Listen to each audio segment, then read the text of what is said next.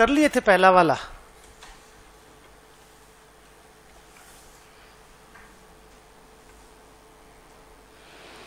Good morning everybody.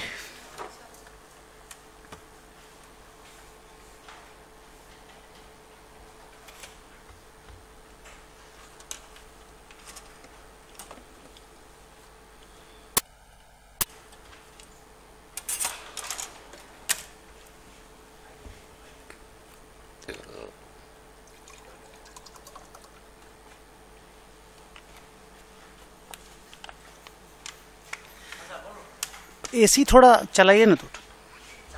हाँ, hello.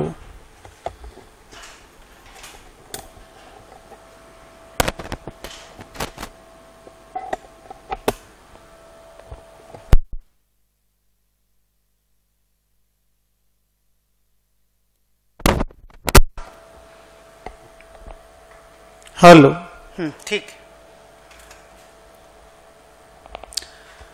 तो last class में कहां पे डिस्कशन को ड्रॉप किए थे, जरा देखो तो बच्चों। आज क्लास चालू करते हैं वहां से।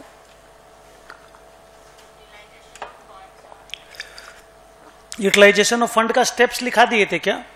कि पहले पता करो क्या क्या इन्वेस्टमेंट अपॉर्चुनिटीज हैं, फिर पता करो किसमें कितना आउटफ्लो लगेगा, फिर पता करो कि कितना रिस्क इन्वॉल्व है, क्या डिजायर्ड रेट ऑफ रिटर्न है, क्या इनफ्लोज आएंगे, और अकॉर्डिंगली कितना रिटर्न बैठ रहा है, उसके हिसाब से जिसमें आपका return desired rate of return से ज्यादा है उस प्रोजेक्ट को सिलेक्ट करना चाहिए। इसके ऊपर एक चैप्टर आएगा अलग से। अब लिखो पॉइंट नंबर, आज का नेक्स्ट पॉइंट नंबर 4 की 5।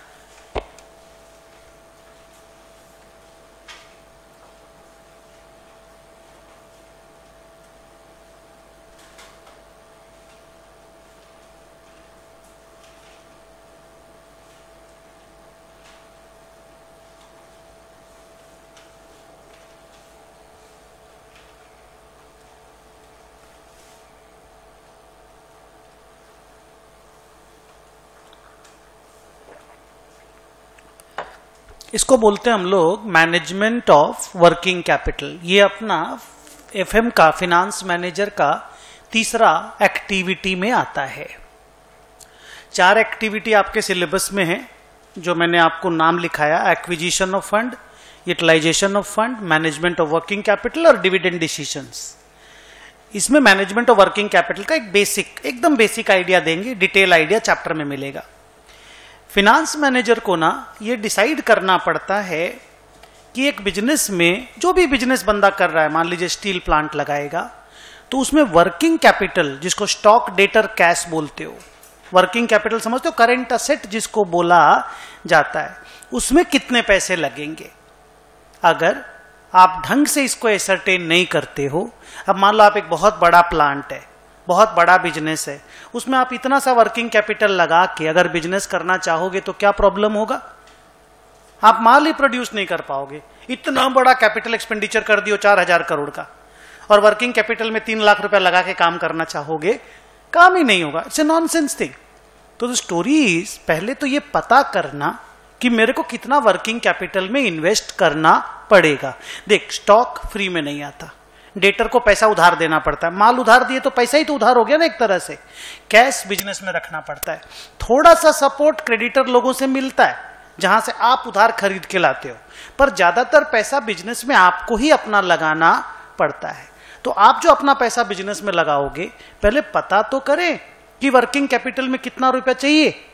तो एक तो वो असेस करना पड़ता है कि कितना चाहिए, उसके लिए अलग से 3-4 चैप्टर है। एक चैप्टर का तो नाम ही है एस्टिमेटिंग द वर्किंग कैपिटल, एक मैनेजमेंट ऑफ डेटर, एक मैनेजमेंट ऑफ कैश, एक मैनेजमेंट ऑफ इन्वेंट्री है। सबके अलग अलग चैप्टर्स हैं। तो पता करो कितना वर्किंग कैपिटल चाहिए, फिर उतना इन्वेस्ट करो, फिर रेगुलरली उसको रिव्यू करना पड़ता है। मान लो आपके बिजनेस में डिमांड बढ़ रहा है, तो आपको वर्किंग कैपिटल में भी इन्वेस्टमेंट बढ़ाना पड़ेगा। मान लो डिमांड स्लो डाउन हो रहा है, तो आपको वर्किंग कैपिटल से भी इन्वेस्टमेंट को थोड़ा थोड़ा रिलीज करना या निकालना या कम करना पड़ेगा। तो ये एक ऐसा काम है जो कंटिन्यूअस इन्वॉल्वमेंट मांगता है। एक्विजिशन ऑफ फंड एक बार, यूटिलाइजेशन ऑफ फंड एक बार, या कभी 10-12 साल में और एक बार करना पड़ा तो अलग बात है, नया बिजनेस खोलेंगे तब। लेकिन मैनेजमेंट ऑफ वर्किंग कैपिटल रोज रोज, every 10 days, every 15 days you have to reassess the situation, you have to assess जितना वर्किंग कैपिटल लगाए थे वो आज भी उतना ही चाहिए कि थोड़ा ज्यादा चाहिए, थोड़ा कम चाहिए। So working capital management is more serious proposition or more serious activity so far as time involvement is concerned. But yes, main पहला दोनों फंक्शन ही है, ये सेकेंडरी फंक्शन में आता है, लेकिन इसमें ज्यादा वक्त देना पड़ता है। लिखो, a manager has to assess the working capital requirement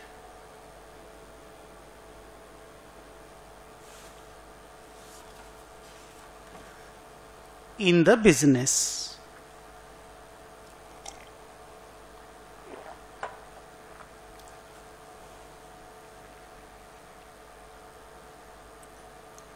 Working capital means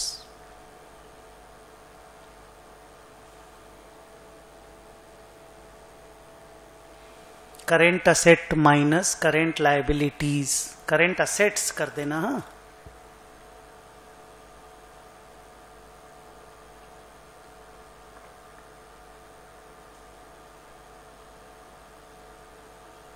current assets mainly include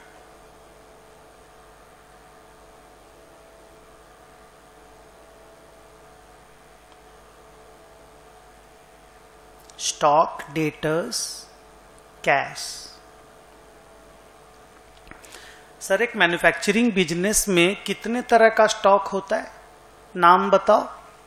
अगर एक मैन्युफैक्चरिंग बिजनेस है, स्टॉक कितने तरह का होता है, नाम बताओ। रॉ मटेरियल में बहुत पैसा लगाना पड़ता है। फिर वर्क इन प्रोग्रेस, नाम सुनो इन सब चीजों का, उसमें भी थोड़ा पैसा लगता है। फिर फिनिश्ड गुड्स का स्टॉक, उसमें बहुत ज्यादा पैसा लगता है। और डेटर लोग जो माल खरीदते हैं वो फिनिश्ड गुड्स ही खरीदते हैं। Debtors don't buy your raw material और WIP, they always by your finished goods. तो उसमें भी बहुत पैसा अपना फंस जाता है। तो मेनली पैसा स्टॉक और डेटर और कैश में लगता है। ये 3 जगह पे अपने को पैसा लगाना पड़ता है। सम लिखो फुल स्टॉप करके, some support comes from creditors. बताओ कैसे बोलना पड़ेगा मुन्ना इस सिलेबस में। कुछ क्रेडिटर लोग सपोर्ट कर देता है क्योंकि वो लोग हमको थोड़ा उधार में सामान दे देता है। तो मान लो स्टॉक, डेटर और कैश में हमको लगाना है 100 करोड़ रुपया। बिना 100 करोड़ के काम नहीं होगा। मेरा असेसमेंट है कि 100 करोड़ तो चाहिए, और क्रेडिटर हमको 15 करोड़ का उधार दे देगा। तो इसका मतलब मेरे को अपना पैसा 85 करोड़ लगाना पड़ेगा। अपना पैसा माने इक्विटी हो, जरूरी नहीं है, हम बैंक फाइनेंसिंग भी कर सकते हैं, लेकिन लोन और इक्विटी से कहीं से मेरे को 85 करोड़ रुपया जुगाड़ करना पड़ेगा और हमको बिजनेस में इन्वेस्ट करना पड़ेगा। तो पहले असेस तो करें कि 85 करोड़ लगाना पड़ेगा। अगर असेसमेंट ही नहीं करेंगे और ऐसे ही धंधा चालू कर देंगे तो हमेशा ये प्रॉब्लम आएगा कि या तो तुमने ज्यादा इन्वेस्ट कर दिया या तुमने कम इन्वेस्ट किया। अगर ज्यादा इन्वेस्ट कर दिया तो स्टॉक वगैरह में लंबा पैसा जाम हो जाएगा, स्टॉक पड़ा पड़ा खराब हो जाएगा। कम पैसा इन्वेस्ट करोगे, स्टॉक की नहीं है, प्रोडक्शन रुक जाएगा, बार बार प्रोडक्शन रुकेगा तो ऐसे भी नुकसान होगा, प्रॉफिटेबिलिटी में नुकसान होगा। तो ये असेस करना कि कितना वर्किंग कैपिटल चाहिए, ये बहुत केयरफुली होना पड़ता है। इसके लिए there are chapters in your syllabus.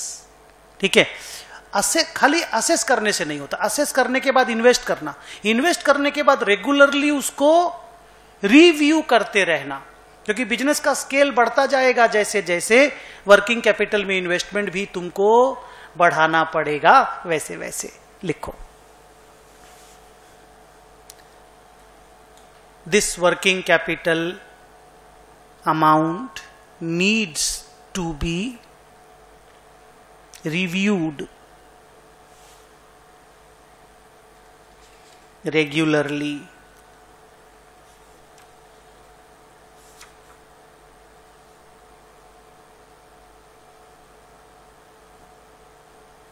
Sir, invest करना है 50 करोड़, तुम इन्वेस्ट कर दिए 120 करोड़, प्रॉब्लम बताओ। प्रॉब्लम डिटेल में उस चैप्टर में सीखेंगे, पर यही बताओ, तुम कोशिश करो। तो उसमें क्या होगा अगर यूटिलाइज नहीं होगा तो पड़ा रह जाएगा। पड़ा रहने से क्या प्रॉब्लम है? खराब होने का भी प्रॉब्लम है, और एक सबसे बड़ा प्रॉब्लम है इंटरेस्ट का। आप इतना पैसा 70 करोड़ रुपए एक्स्ट्रा बिजनेस में लगा दिए जो काम ही नहीं आ रहा है। अब 70 करोड़ का 10% का तो कॉस्ट ऑफ कैपिटल याद है, कल बता रहे थे कि इंटरेस्ट ही पे करोगे, इक्विटी को डिविडेंड ही पे करोगे, लेकिन कॉस्ट तो लगता है ना। अब 70 करोड़ रुपया अगर 10% भी आपका कॉस्ट लग रहा है तो 7 करोड़ रुपया साल का झूठ मूठ का लॉस हो रहा है कि नहीं, just because of your wrong decision. तुमको 50 करोड़, जैसे अपन कपड़ा नहीं है क्या, मान लो कपड़ा चाहिए अपन को 10 जोड़ी, खरीद के ले आए 65 जोड़ी, क्या होगा बताइए? बहुत सारा का नंबर ही नहीं आएगा कभी पहनने का, वो पड़ा ही पुराना हो जाएगा। तो वो लॉस है कि नहीं, हमको बताओ। वही अगर आपको 15 जोड़ी चाहिए, 15 जोड़ी लाते, 16 जोड़ी लाते, फिर वो पुराने हो जाते तो नया खरीद लाते, तो 70 जोड़ी 5 बार आ जाता ना जी, और कपड़ा नया नया भी रहता। तो ज्यादा इन्वेस्टमेंट करना भी प्रॉब्लम है और कम इन्वेस्टमेंट करना भी प्रॉब्लम है। कम इन्वेस्टमेंट करने से क्या होगा? 2 दिन बारिश आया, कपड़ा नहीं सूखा, अगर नहीं समझे तो तीसरे दिन पहनेंगे क्या? घर में बैठो लुंगी पहन के, शॉर्ट्स पहन के। सो द प्रॉब्लम इज कम investment is also dangerous, excess investment is also dangerous. तो असेसमेंट की कितना इन्वेस्टमेंट चाहिए वो बहुत ढंग से होना चाहिए, और फिर रिव्यू भी करते रहना पड़ेगा। बस एक बार इसमें इतना ही लिखो, 2 लाइन और लिख दो। लिखो एक्सेस इन्वेस्टमेंट, ज्यादा इन्वेस्ट अगर कर दिए, एक्सेस इन्वेस्टमेंट विल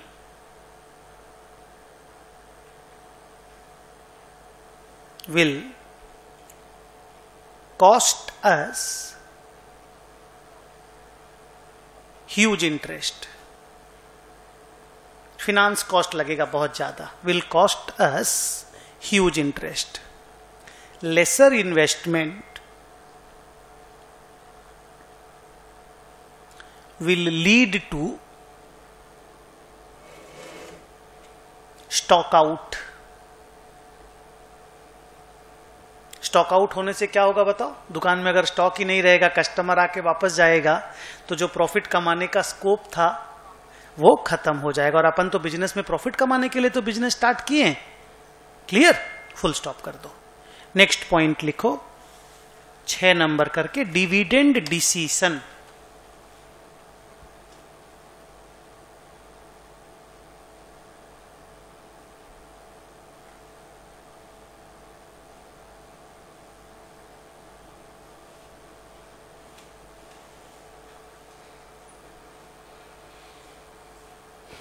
लिखो dividend is the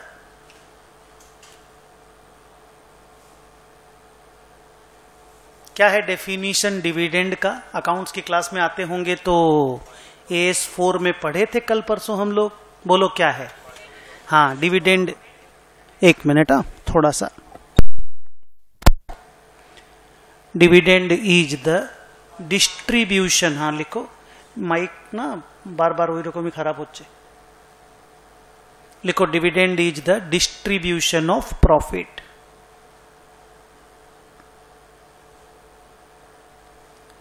sir dividend देने से क्या होता है? कैश के बारे में बताओ। कैश का आउटफ्लो होता है। क्लियर? और डिविडेंड का एक टैक्स भी लगता है, कल बात किए थे, क्या नाम था उसका?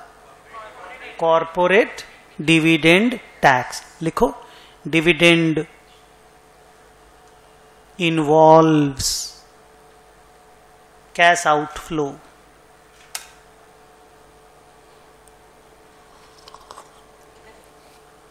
एंड it also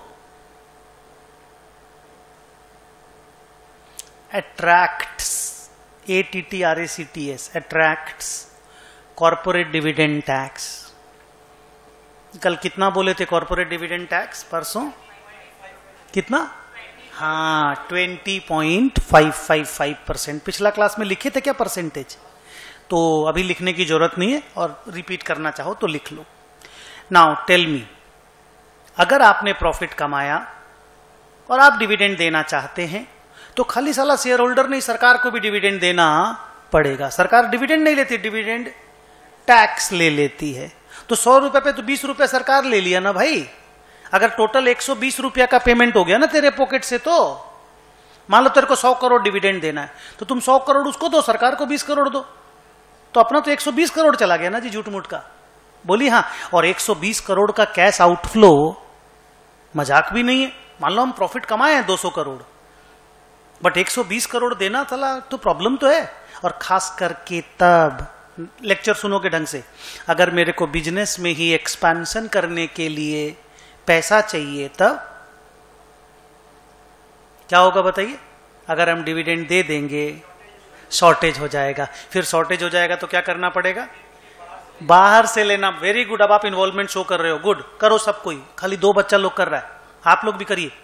फिर बाहर से पैसा जुगाड़ना पड़ेगा, तो और नया लोन लो। तो एक तो अपना पैसा तो बांटो और बाजार से लोन ले, तो ये तो पगलापंथी है ना जी। बोलिए हाँ या ना। और बाहर से पैसा लोगे तो रोज रोज ब्याज गिनो, फिर इंटरेस्ट का कॉस्टिंग चालू हो जाएगा ना, इंटरेस्ट का मीटर चालू हो जाएगा। यहां अपना पैसा रखा हुआ था तो वो तो काम आता ना तेरे, तो अपना पैसा तो बांट रहे और बाजार से लोन ले रहे हैं, तो ये तो गंदा चीज हुआ ना, तो रॉन्ग डिविडेंड डिसीजन हुआ ना।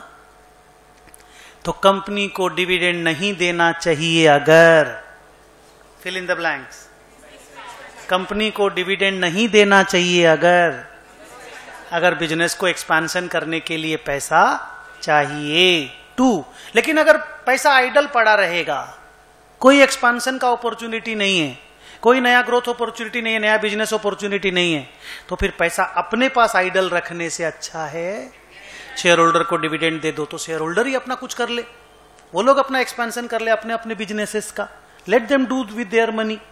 तो ये चीज बड़ा इंपॉर्टेंट होता है जब आप डिविडेंड का डिसीजन लेते हो। और एक फिनांस मैनेजर को इनकम टैक्स जो लगता है CDT, वो भी ध्यान देना पड़ता है, और एक्सपेंशन की अपॉर्चुनिटी को भी ध्यान देना पड़ता है। लिखो, if the company has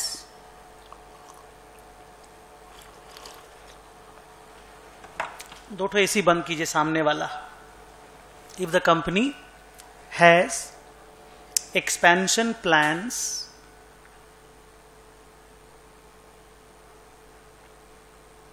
then it should not pay dividends.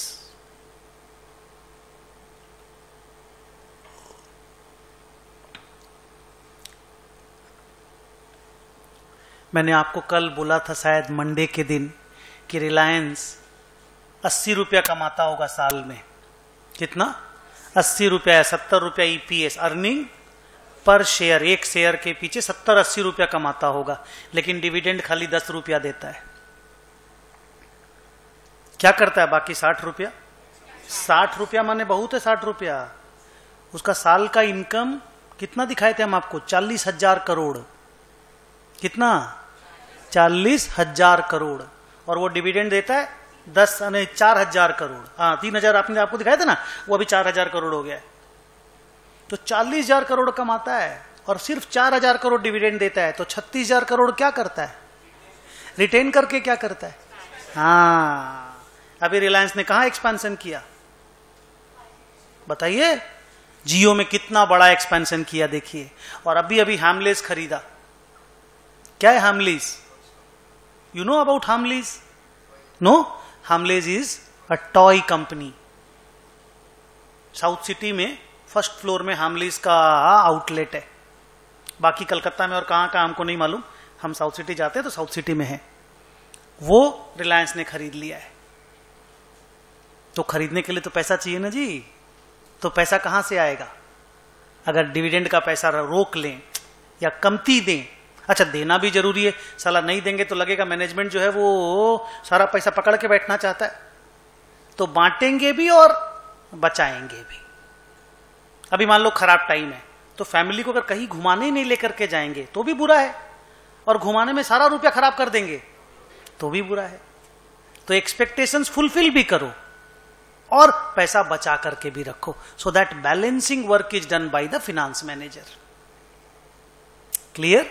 लिखो क्या लिखा? If the company has expansion plans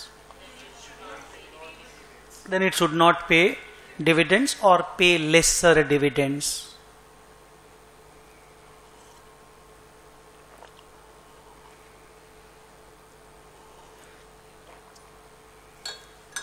And vice versa.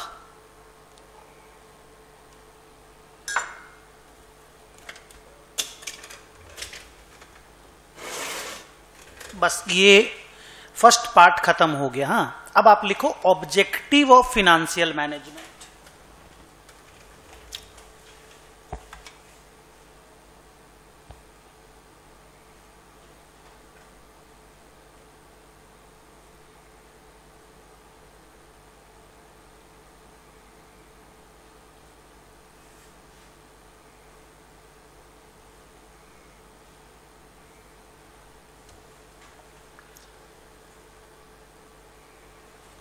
क्या लिखे? Objective of financial management. Last class में डिस्कशन हुआ था, खाली नाम बोल के छोड़ दिए थे। बताइए, हर फिनेंस मैनेजर का एक ही ऑब्जेक्टिव होता है, maximisation of shareholders wealth. लिखो the sole objective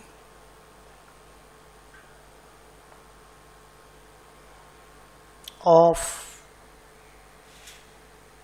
a finance manager is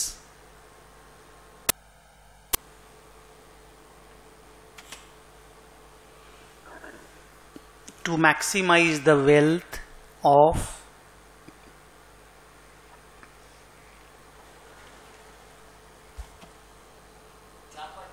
तीन छह भी कर दीजिए। हाँ, क्या लिखा? To maximise the wealth of its shareholders,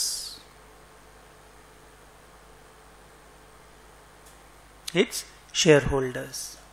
अच्छा, यहां पे अभी जो लेक्चर देंगे ना, ये लेक्चर वापस से कॉस्ट ऑफ कैपिटल वाले चैप्टर में आएगा, लेकिन अभी बेसिक लेक्चर देना जरूरी है, नहीं तो ये चीज क्लियर नहीं होगा।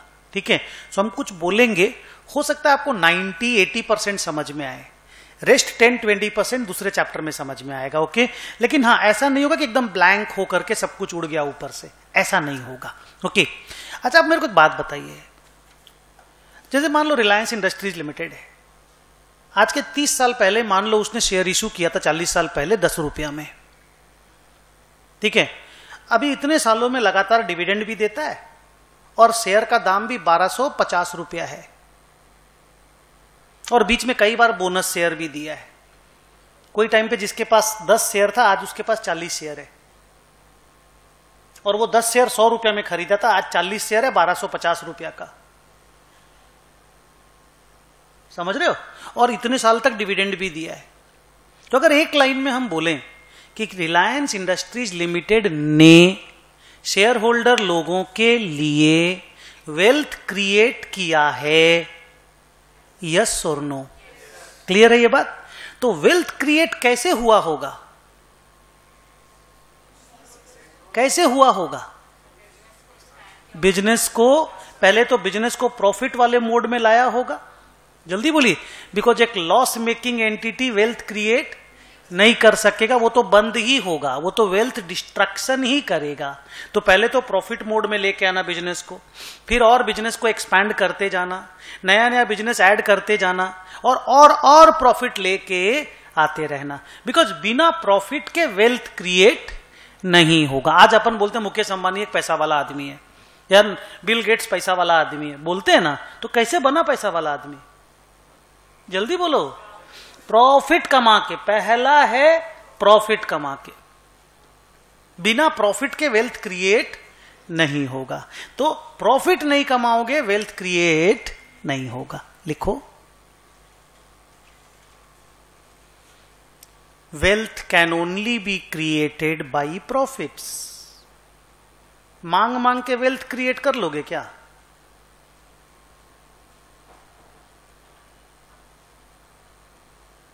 Profit can only be wealth can only be created by profit. एक तो जवाब दीजिए, मांग मांग के वेल्थ क्रिएट हो जाएगा? मांग के तो लाइबिलिटी क्रिएट होगा, वेल्थ तो कमा के क्रिएट होगा। क्लियर? एक बैलेंस शीट में तीन चीजें होती हैं, असेट, लायबिलिटी और इक्विटी। असेट, लायबिलिटी और इक्विटी। इसमें वेल्थ कौन सा है? बोलिए, उसमें वेल्थ कौन सा है? Equity. Yes, equity is your wealth. तो इक्विटी कैसे बढ़ेगा? प्रॉफिट कमा कमा करके। याद कीजिए, आप जब बैलेंस शीट बनाते थे छोटे में, तो वो capital add profit, add profit, add profit, add profit. लेकिन प्रॉफिट जब आप बैलेंस शीट में ऐड करते हो ना, तो स्टॉक मार्केट में भी उसका सीधा इंपैक्ट होता है। स्टॉक मार्केट में भी शेयर का दाम बढ़ता जाता है। और अगर आप लॉस क्रिएट करोगे ना बैलेंस शीट में, तो शेयर मार्केट में भी शेयर का दाम गिरता जाएगा। रिलायंस इंडस्ट्रीज लिमिटेड का दाम 1250 रुपया और रिलायंस कैपिटल का दाम 40 रुपया। एक अनिल अंबानी मैनेज करता है, एक मुकेश अंबानी मैनेज करता है। कोई टाइम पे उसका दाम 1200 था, जो आज 40 हो गया। और कोई टाइम पे रिलायंस कैपिटल का दाम 400 था, वो आज 1250 हो गया। क्या हुआ होगा बताओ? मुकेश अंबानी ने लगातार प्रॉफिट अर्न किया होगा, अनिल अंबानी ने लगातार लॉस क्रिएट किया होगा।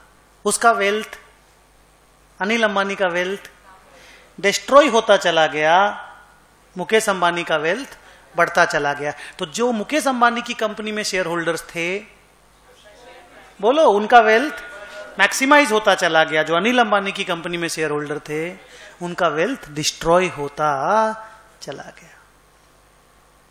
नहीं समझे? लिखो।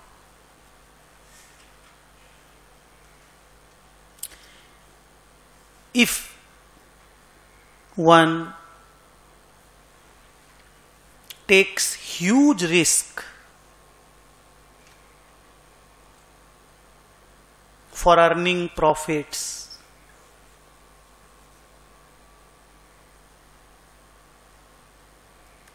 क्या लिखा? If one takes huge risk for earning profits, comma करके बताइए, सोचिए क्या होगा अगर हम प्रॉफिट कमाने के लालच में बहुत ज्यादा रिस्क ले लेंगे।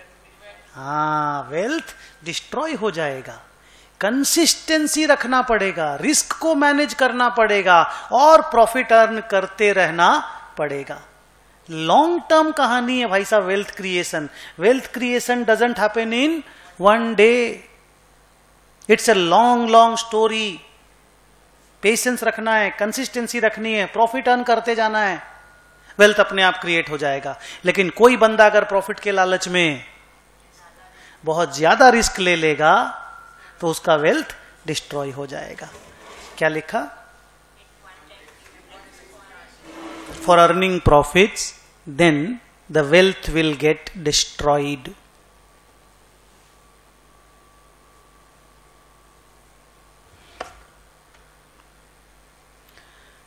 लिखो, so wealth is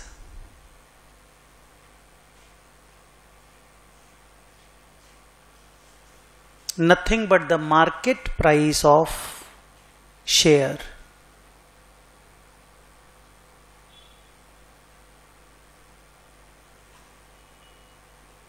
Wealth is nothing but market price of share. MPS नाम सुने हो? MPS market price. जैसे मैंने बोला रिलायंस का अभी का मार्केट प्राइस कितना है?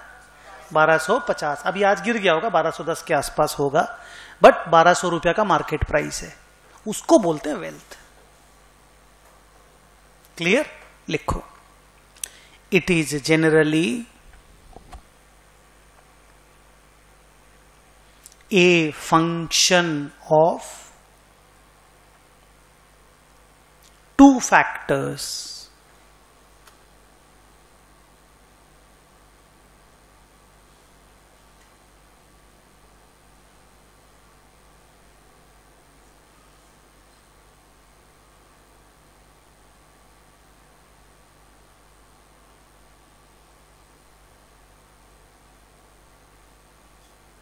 लिखोगे।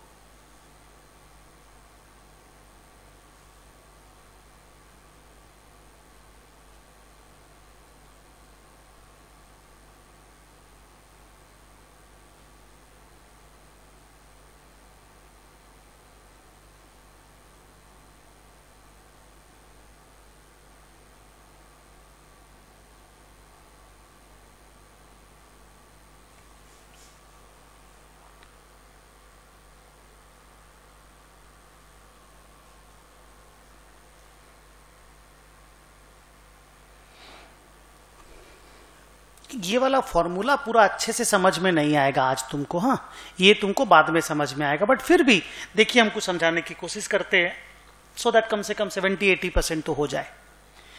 MPS इज इक्वल टू, ऊपर में देखो EPS डिवाइडेड बाई, नीचे में देखो desired rate of return of the equity share holders. Now कल परसों अपने डिजायर्ड रेट ऑफ रिटर्न के बारे में बात कर रहे थे। आप हमको ये बताओ, डिजायर्ड रेट ऑफ रिटर्न, किसी भी जगह पे आप पैसा लगाते हो, आपका डिजायर्ड रेट ऑफ रिटर्न बढ़ता या गिरता है depending on the risk involved. Now you tell me, if huge risk is involved, your expectation will, बोलना है बेटा, बढ़ जाएगा, यू विल गो अप। और ये जो डिजायर्ड रेट ऑफ रिटर्न है, ये एक्सपेक्टेशन ही है। अब तुम सोचो, if A company is taking huge risk, उसके शेयर होल्डर का desired rate of return will go, बोलना है, very very high, up and up. अगर ये ऊपर चला जाता है, ये नीचे का फिगर, इसको हम लोग डिनोमिनेटर बोलते हैं, अगर डिनोमिनेटर बढ़ जाएगा, आगे आपको बोलना है, ओवरऑल ये जो आंसर आएगा मार्केट प्राइस पर शेयर का, ये कम हो जाएगा। तो क्या प्रॉब्लम हुआ? अगर बहुत रिस्क लेते हो तो वेल्थ डिस्ट्रॉय होता है। आप लोग खुद ही बोले थे, अभी बोले थे, अगर हम प्रॉफिट कमाने के चक्कर में ज्यादा रिस्क ले लेंगे तो वेल्थ डिस्ट्रॉय हो जाएगा। आप बोले थे कि नहीं? ये उसका मैथमेटिकल फॉर्मूला है। थोड़ा भी पल्ले पड़ा कि हाँ ऐसा हो जाएगा। अच्छा देखिए, आप क्यों रिस्क लिए? आप रिस्क लिए कि अर्निंग बढ़ जाए, प्रॉफिट बढ़ जाए। प्रॉफिट बढ़ भी रहा है, ऊपर में देखो, ऊपर में, अभी नीचे मत देखो, ये प्रॉफिट है, earning per share, earning is profit. तो अर्निंग बढ़ाने के लिए आपने रिस्क लिया, तो अर्निंग थोड़ा बढ़ा, लेकिन रिस्क के कारण अगर आपका एक्सपेक्टेशन बहुत ज्यादा बढ़ गया तो वेल्थ अल्टीमेटली डिस्ट्रॉय हो जाएगा। तो ये बहुत केयरफुली रिस्क को मैनेज करना भी वेल्थ को क्रिएट करने का एक पार्ट है। सिर्फ कमाने से नहीं होगा, कमाने के साथ साथ रिस्क का मैनेजमेंट भी बहुत इंपॉर्टेंट है। क्योंकि क्या होता है, जब खराब टाइम आता है ना, आप अगर रिस्क का मैनेजमेंट ठीक से नहीं किए ना, तो आपका वेल्थ इतना ज्यादा डिस्ट्रॉय हो जाता है जितना आपने क्रिएट भी नहीं किया था। वही अगर खराब टाइम आया और आप रिस्क मैनेज करते हो ना, तो वेल्थ डिस्ट्रॉय तो देखो होगा, लेकिन कम होगा। फिर अच्छा टाइम जब आएगा तो आप वेल्थ और क्रिएट कर लोगे। तो वो जो रिस्क मैनेजमेंट वाला पोर्शन है, that is very very important for creating wealth. लिखो,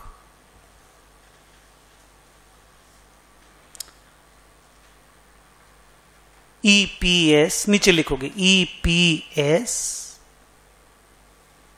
इज अर्निंग, ये प्रॉफिट है।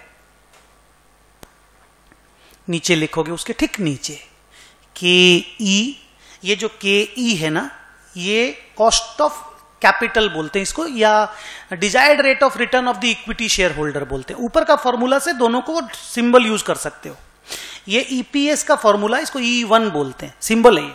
और desired rate of return of equity share holders को KE बोलते हैं, सिंबल है। अभी आप सिंबल से मारामारी नहीं करोगे, हम बताएंगे।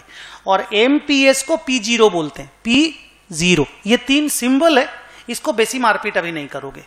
नीचे लिखो KE, ऊपर क्या लिखे? EPS is earning. नीचे लिखो KE is a factor of risk, is a factor of risk. So we can say that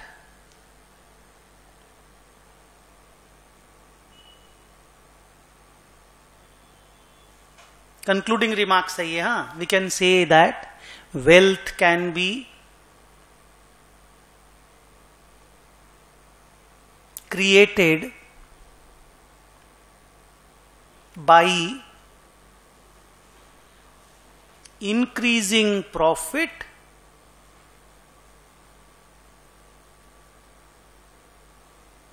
and minimizing risk। दो चीज इंपॉर्टेंट है, प्रॉफिट बढ़ाना भी जरूरी है और रिस्क को कम करना भी जरूरी है। दो चीज का फैक्टर है, रिस्क एंड रिटर्न का फैक्टर है। ये डिटेल अलग चैप्टर में पढ़ाया जाएगा, अभी इतना ही। सर एक बात बताओ, अगर एक बंदे का सोल ऑब्जेक्टिव प्रॉफिट मैक्सिमाइजेशन है और एक बंदे का ऑब्जेक्टिव वेल्थ मैक्सिमाइजेशन है, दोनों के बिहेवियर में क्या फर्क रहेगा?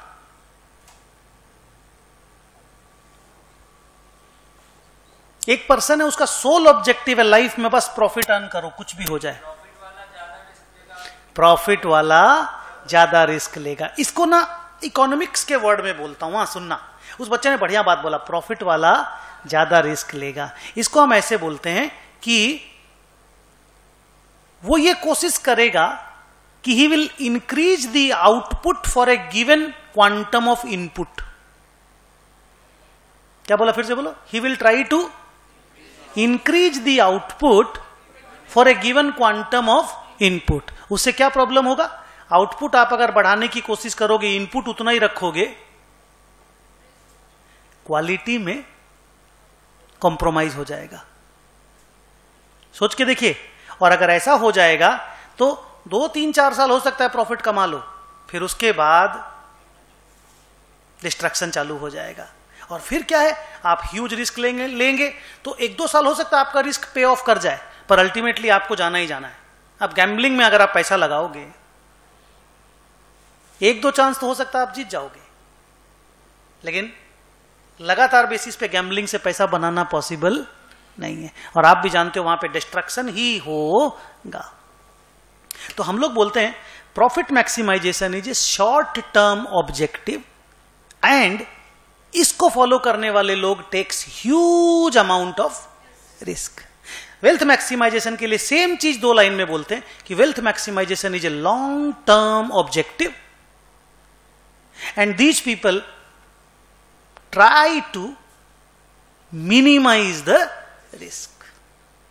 ये 2 लाइन से profit maximisation as the objective और wealth maximisation as the objective का डिफरेंस पता चलता है। अच्छा, वेल्थ मैक्सिमाइजेशन वाला भी प्रॉफिट मैक्सिमाइज करने की कोशिश जरूर करता है, बिकॉज बिना प्रॉफिट के वेल्थ क्रिएट नहीं होगा, बट वो प्रॉफिट मैक्सिमाइज करने के लिए ऑल आउट नहीं जाता।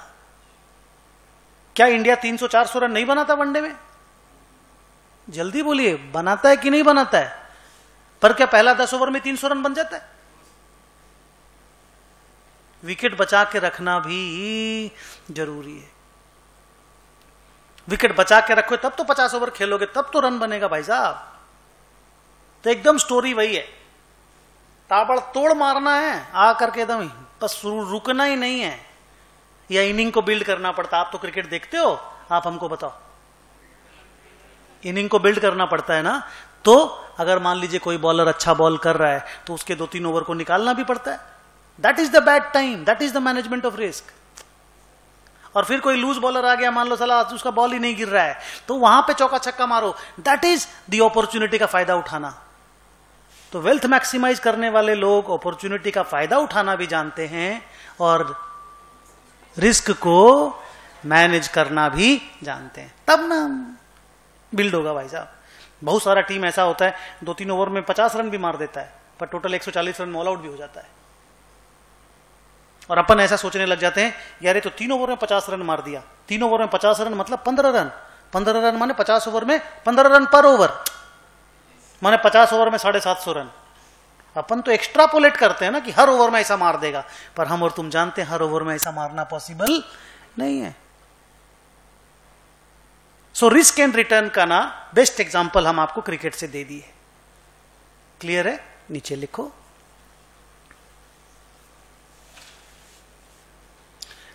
पैराग्राफ चेंज करके लिखना, पैराग्राफ नंबर वही रखना। हाँ, ऊपर में हेडिंग क्या दियो? ठीक है। तो फिर एक काम करो, उसमें वेल्थ के बारे में तो लिखा दिए ना अच्छा से। अब एक तो नया पैरा बना दो, 9 नंबर नहीं 8 नंबर।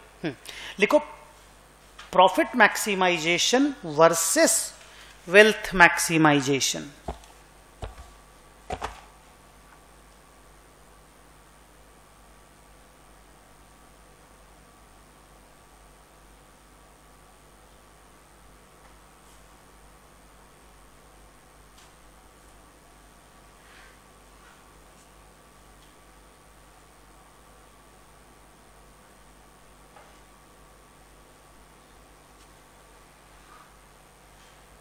लिखिए, wealth cannot be created without earning profits.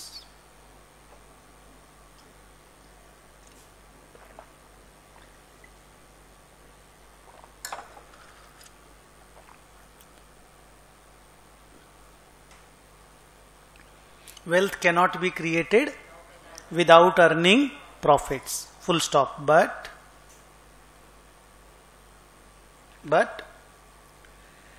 profit maximization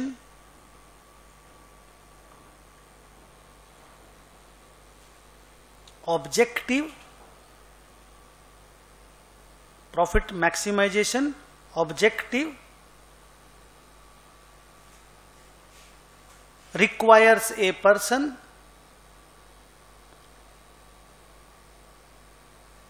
to go all out. All out को इन्वर्टेड कोमा में लिखो, to go all out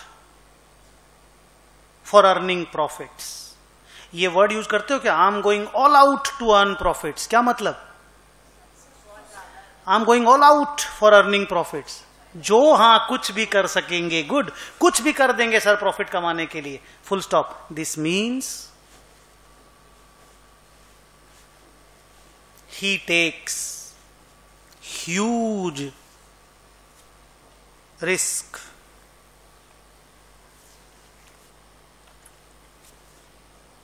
He takes huge risk, and this may work in short term में काम कर सकता है, but ultimately destroys the wealth. ये बात आप मानते हो ना? जो लिखाया गया, मैं बार बार बोलता हूं, आपको पहले खुद को बिलीव होना जरूरी है। अगर आप खुद को बिलीव नहीं होगा तो आप कभी भी सीख नहीं पाओगे। अब पैरा चेंज करके लिखो, a person will with the objective of wealth maximization, a person with, दोनों के बीच का डिफरेंस बता रहे हैं। A person with objective of wealth maximisation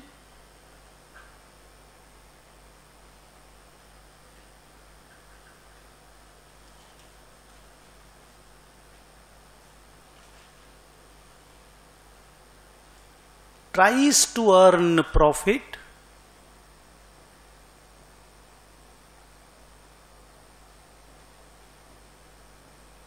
but with a proper management of risk.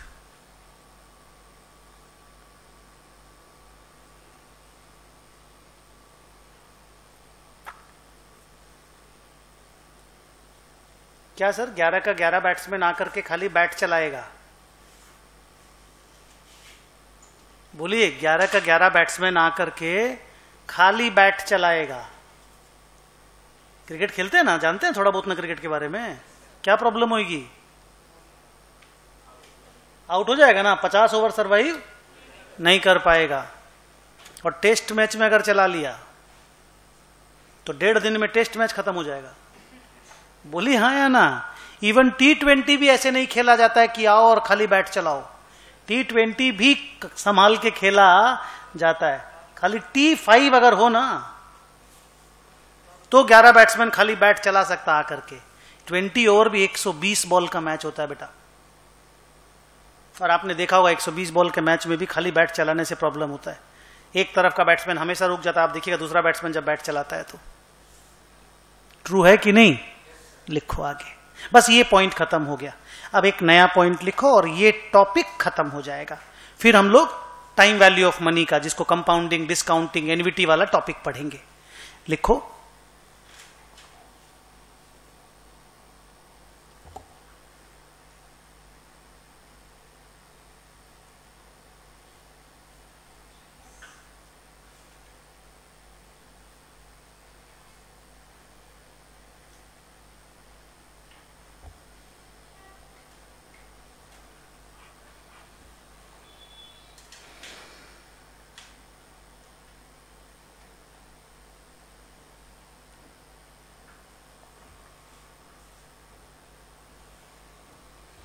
पढ़ाई का नाम है risk return trade off. Already ये डिस्कशन लास्ट क्लास में कर चुके हैं, अभी एक बार लिखा देना चाहते हैं।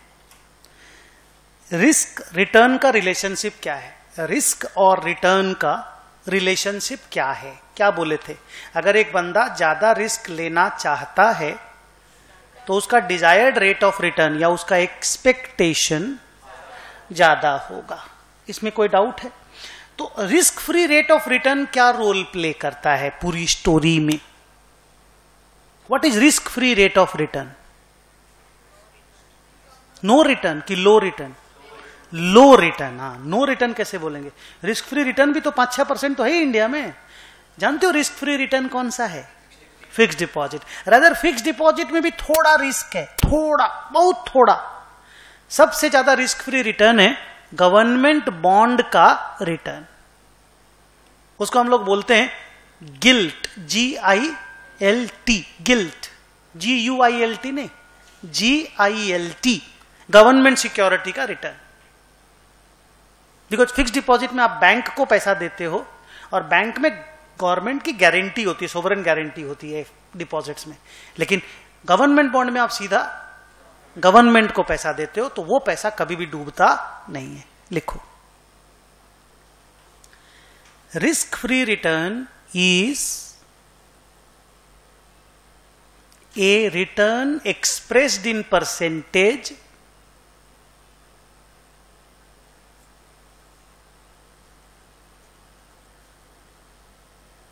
which we get when we invest in government securities.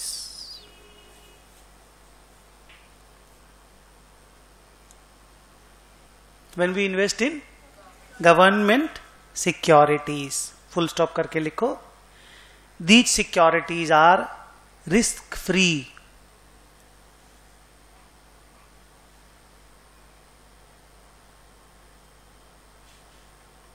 These securities are risk free, full stop. It is low. Why risk free returns are low? हाँ, रिस्क नहीं है तो आपको अपना पैसा प्रोटेक्टेड है, आप जो पैसा दिए वो सेफ है, तो आपको रिटर्न बहुत ज्यादा कैसे मिलेगा?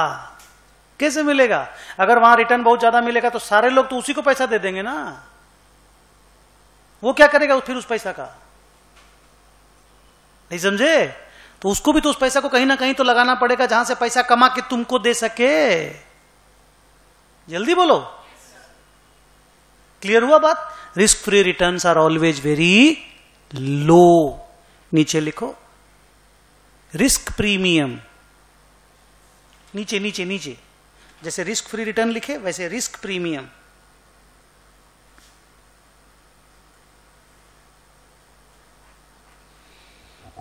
लिखिए risk premium is the additional return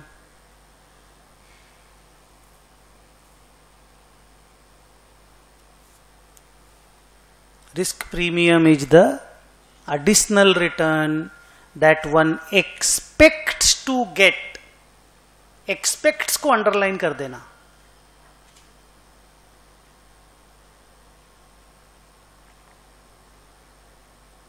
That one expects to get when he takes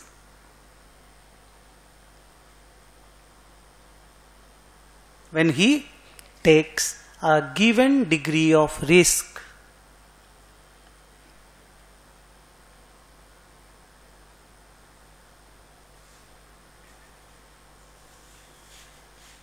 word पढ़िए, सेंटेंस पढ़ के बताइए समझ गए कि नहीं।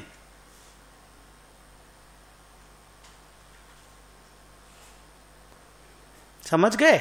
तो मुझे बताओ, मान लीजिए एक, क्या बोल रहे? अगर समझ गए तो मुझे एक लाइन बताओ। मान लीजिए एक शेयर है, उस शेयर का नाम है से DLF, और एक शेयर है उसका नाम है रिलायंस। DLF में डिग्री ऑफ रिस्क मान लो 5 है और रिलायंस में डिग्री ऑफ रिस्क मान लो 1.4 है। से degree of risk is measured in an absolute number with decimal, number में मान लो मेजर्ड होता है। से इसका डिग्री ऑफ रिस्क 5 है, इसका डिग्री ऑफ रिस्क 1.4 है। If you are buying the shares of DLF where degree of risk is higher in comparison to Reliance Industries Limited, what do you think about the risk premium that you expect to get when you invest in DLF? Higher. Good. That means अगर हम risk की जगह पे invest करते हैं तो मुझे risk का प्रीमियम भी ज्यादा चाहिए। प्रीमियम माने प्लस, अपन नहीं बोलते शेयर प्रीमियम में इशू हो रहा है तो प्लस में इशू हो रहा है, माने फेस वैल्यू प्लस समथिंग। वैसे ही risk premium means risk free return plus that premium that we would expect to get when we invest in a security where there is some degree of risk.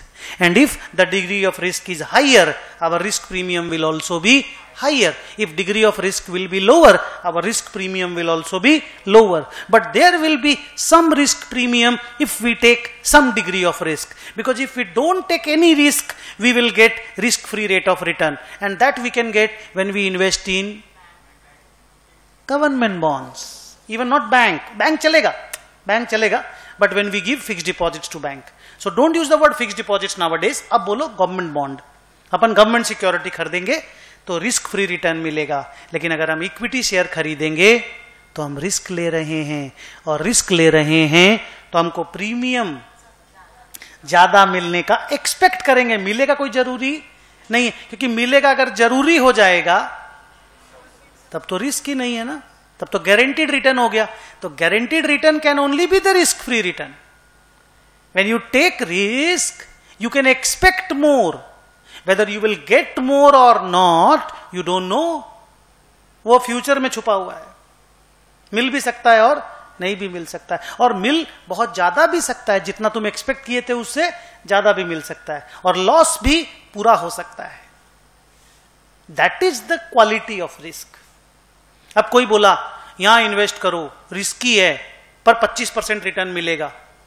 अरे मिलेगा कैसे बोल सकते हो? हाँ, तुम 25% रिटर्न एक्सपेक्ट कर सकते हो, पर पैसा डूब भी सकता है। अगर आप टीवी देखते होंगे तो एक लाइन बहुत बार घूम के आता है, mutual fund investments are subject to market risk, please read all the offer documents carefully before investing. बोलिए, बोलता है कि नहीं? मतलब उसमें रिस्क है। वो लोग शेयर मार्केट में इन्वेस्ट करता है, और शेयर खरीदना मतलब रिस्क लेना। अगर आपको रिस्क नहीं लेना है then go and invest in government bonds. You got it? नीचे लिखो,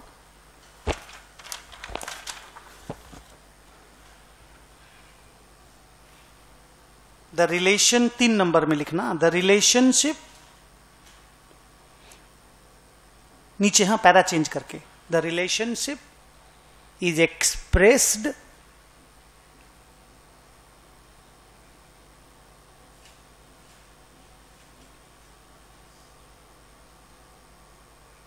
as below.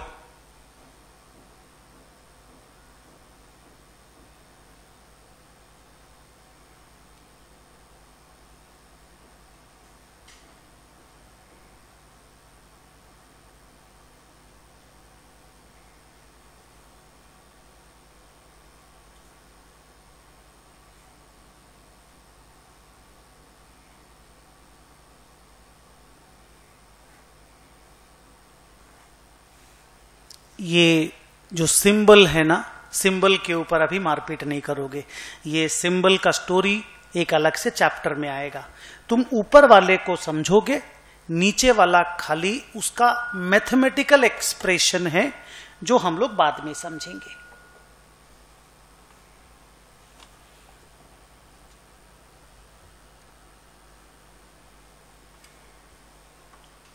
इसको एक बार मैंने कवर कर दिया।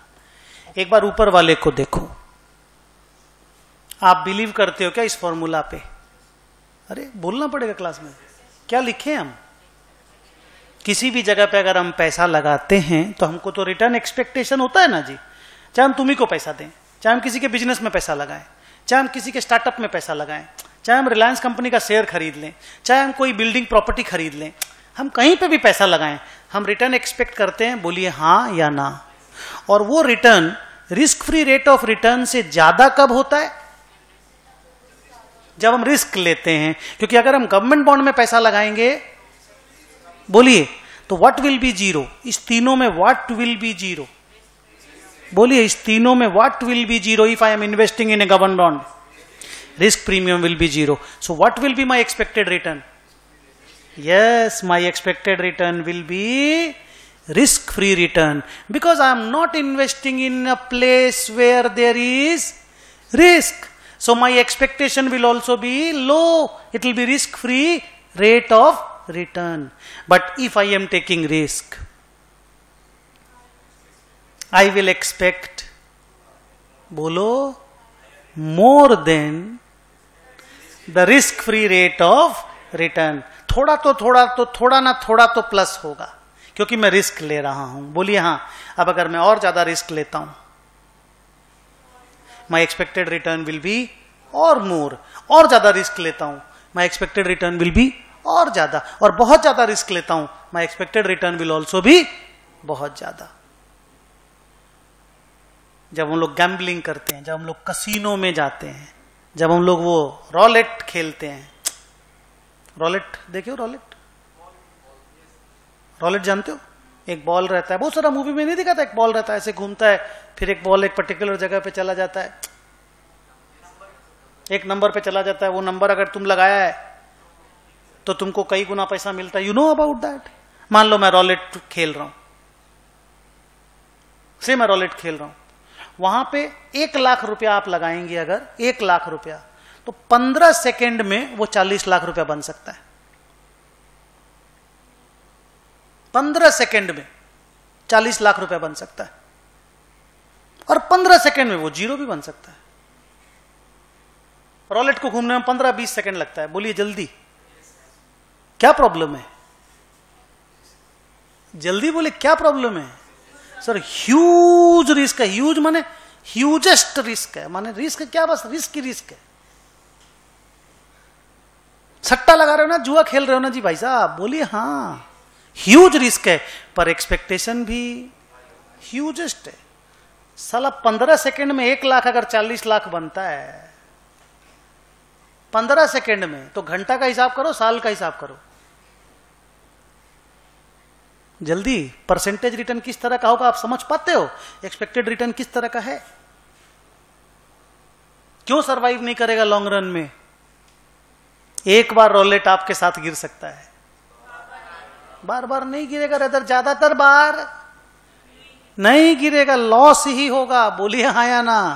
शॉर्ट रन में पैसा कमा सकते हो, लॉन्ग रन में नुकसान ही है। वही आप गवर्नमेंट बॉन्ड खरीदो, 1 लाख रुपया लगाओ, 1 साल बाद, 15 सेकेंड नहीं, 1 साल बाद 1,07,000 रुपया बनेगा। हेलो, 1 साल बाद 1,07,000 रुपया बनेगा। और रॉलेट व्हील में जीत गए तो 15 सेकेंड में 40 लाख। अब आप जज कर लो, जितना ज्यादा रिस्क उतना ज्यादा risk premium you can expect, but whether you will get it और नॉट, रादर मैं बोलूंगा you will not get it, ultimately you will not get it. तो गवर्नमेंट बॉन्ड में पैसा लगाना इज ओके, बिजनेस में पैसा लगाना इज ओके, थोड़ा सा रिस्की बिजनेस कर लेना इज ओके, पर बहुत ज्यादा रिस्क लेना लाइक गैम्बलिंग करना is not okay, because that is not a business, that is a past time. उसको इन्वेस्टमेंट नहीं बोला जाता है, वो जुआ खेलना होता है। So investment when you do in some businesses may involve risk, but that is not the risk like roulette will. Drop करें डिस्कशन को। अच्छा, आप ये फॉर्मूला समझ पाए? You are okay with the formula? ये ना उसका मैथमेटिकल एक्सप्रेशन है, अभी हम नहीं समझाएंगे ये क्या है, ये लेटर ऑन आप समझोगे। इसी चीज को मैथमेटिकली बोला गया है, माने सिंबल के साथ बोला गया है। के क्या है ऊपर से देख के बताओ? Expected return. आर एफ क्या है? Risk free rate of return. और ये है बीटा, अल्फा बीटा गामा होता है ना, beta into R M minus R F. ये पूरी चीज को बोलो रिस्क प्रीमियम बोला जाता है। इस चीज को आर एफ को risk free rate of return बोला जाता है और इस के को एक्सपेक्टेड रिटर्न बोला जाता है। सो विथ दिस डिस्कशन हम लोगों का ये वाला टॉपिक खत्म होता है। क्या था नाम टॉपिक का? जाके देखिए टॉपिक का नाम क्या था। टॉपिक का नाम, पूरे चैप्टर का नाम, scope and objectives of financial management. एक बार रिवाइज करा के दो। Financial management is all about, नहीं वो तो ठीक है, वो तो ऑब्जेक्टिव बोल दिए। इट्स ऑल अबाउट, स्कोप बताइए।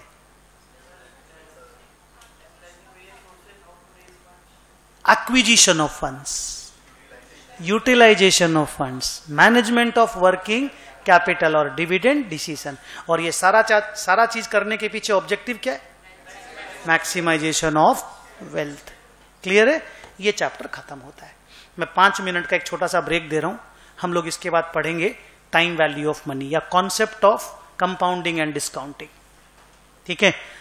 चैप्टर 5 मिनट के ब्रेक के बाद मैं मिलता हूं।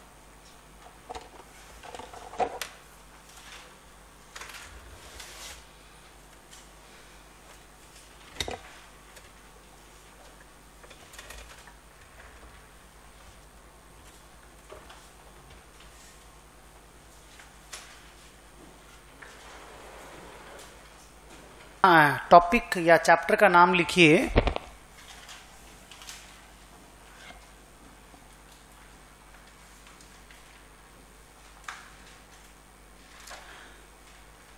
हेडिंग, 2 ठो हेडिंग दीजिए इसका। हाँ, एक इसका नाम है टाइम वैल्यू ऑफ मनी,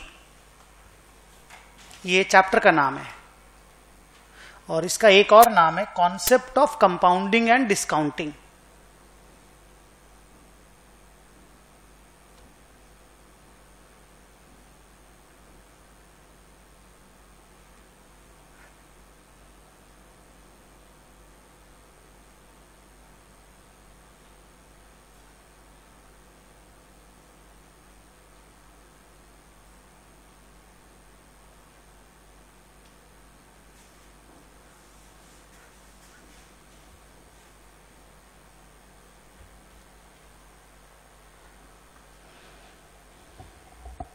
एक छोटा सा क्वेश्चन है, उसको आंसर दीजिए, उसके बाद चैप्टर स्टार्ट करते हैं। आपको कहीं से 1 लाख रुपया मिलने वाला है। आपको कहीं से 1 लाख रुपया मिलने वाला है। आपके पास 2 ऑप्शन है। ऑप्शन 1, आज ले लो अभी। ऑप्शन 2, 1 साल बाद ले लेना 1 लाख रुपया। अमाउंट उतना ही मिलेगा, 1 लाख। आज ले लो, नहीं तो 1 साल बाद ले लो। कौन से ऑप्शन को आप सेलेक्ट करोगे? क्यों? Thank you. क्यों? क्योंकि money has a time value.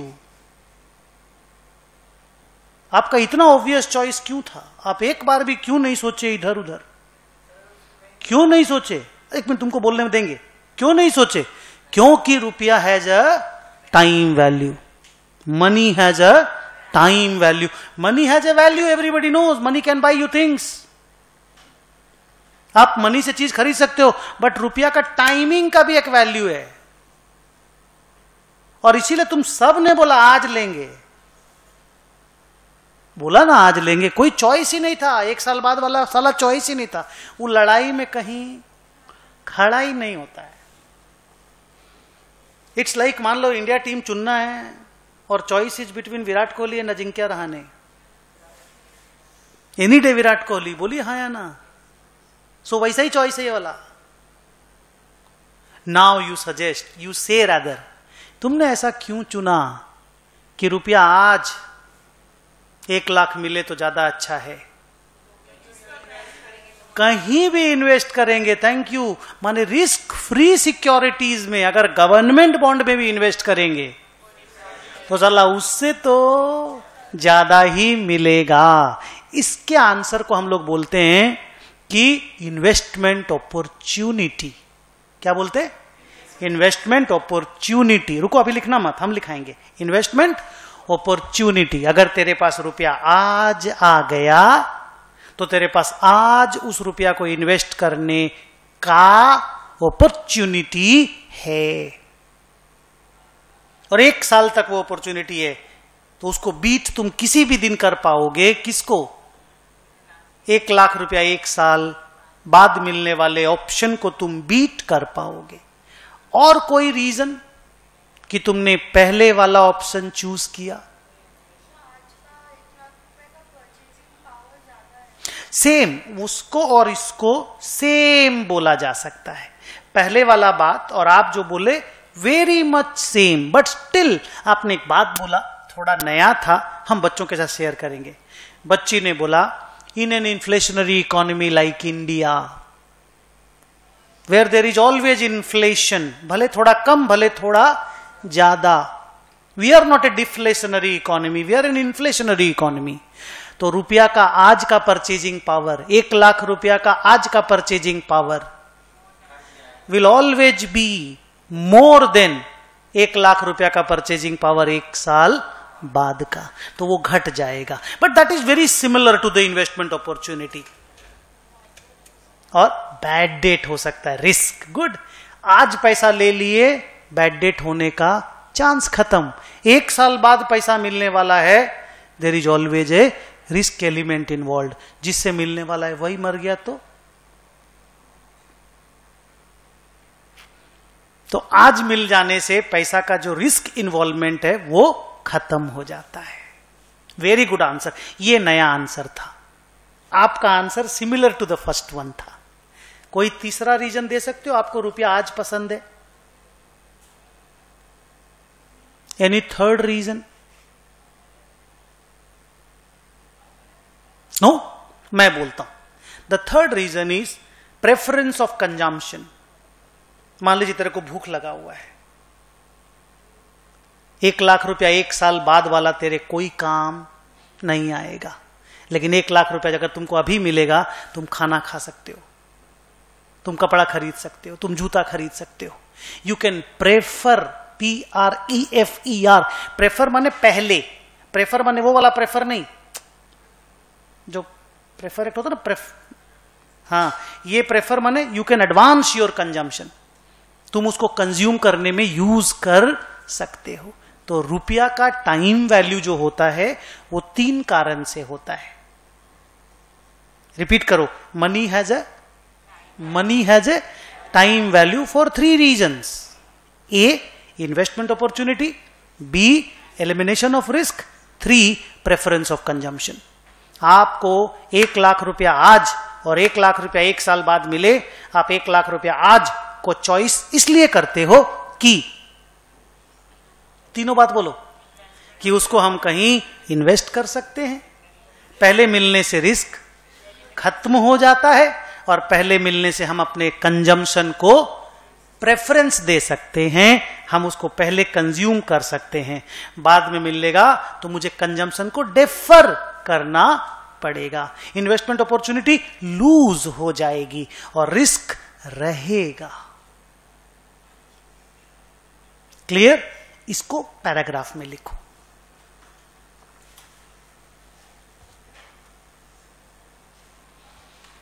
लिखो, money has a time value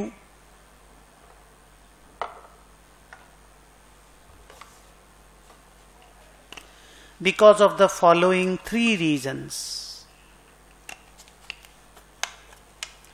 अच्छा, money has a time value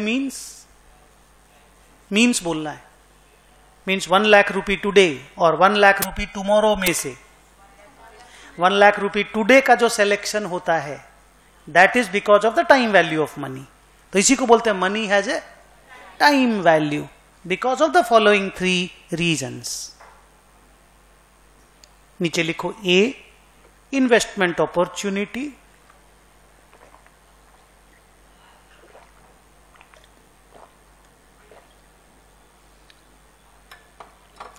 B, elimination of risk,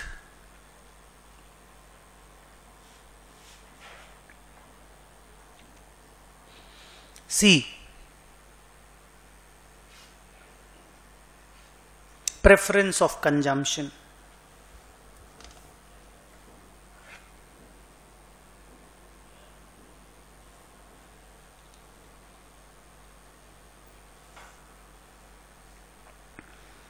okay, अब नीचे लिखो पॉइंट नंबर 2।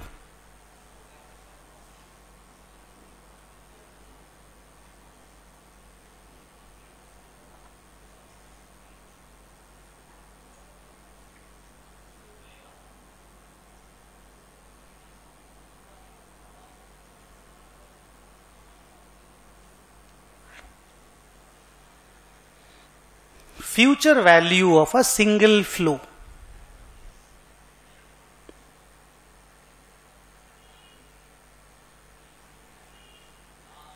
क्या है पढ़ाई का नाम? Future value of a single flow. पढ़ाई ये है कि अगर हम 1 लाख रुपया किसी को आज देते हैं, किसी को आज देते हैं, और मान लो सरकार को देते हैं, गवर्नमेंट बॉन्ड में लगाते हैं, ठीक है, और सरकार को बोलेंगे हमको 5 साल बाद वापस चाहिए, I need the money 5 years later, and I am giving you the money today, and I am giving you in a government bond, I am investing in a government bond. मेरा डिजायर्ड रेट ऑफ रिटर्न कैसा रहेगा, लो या high? मेरे को जो return चाहिए, percentage में profit चाहिए, बोलो लो रहेगा। मान लो दैट इज 7%। आंसर नहीं जी, रुको, बात करने दो पहले। सेम चीज मैं बदल के बोलता हूं। मैं 1 लाख रुपया तुमको देता हूं, तुमको, गवर्नमेंट को नहीं, तुमको 5 साल के लिए देता हूं। तुमको अगर पैसा देंगे तो रिस्क ज्यादा है कि कम है? ज्यादा है, तो मेरा रिटर्न जो है वो 7% की जगह 11-12% हो सकता है। जल्दी बोलिए, 15% भी हो सकता है, depending on the risk involve. तुम कितना पैसा वाला है, तेरा बिजनेस है कि नहीं है, तुम मेरा रुपया डुबाओगे कि नहीं डुबाओगे।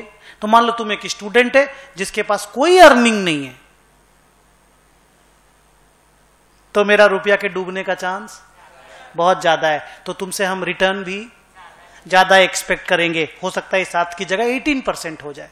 यही रुपया अगर हम मुकेश अंबानी को देते हैं तो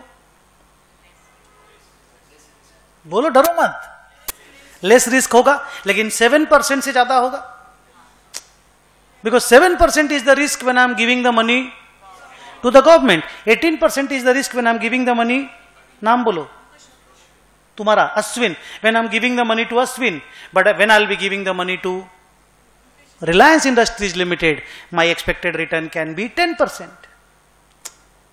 Somewhere between 18 and 7%. आप समझ रहे हो?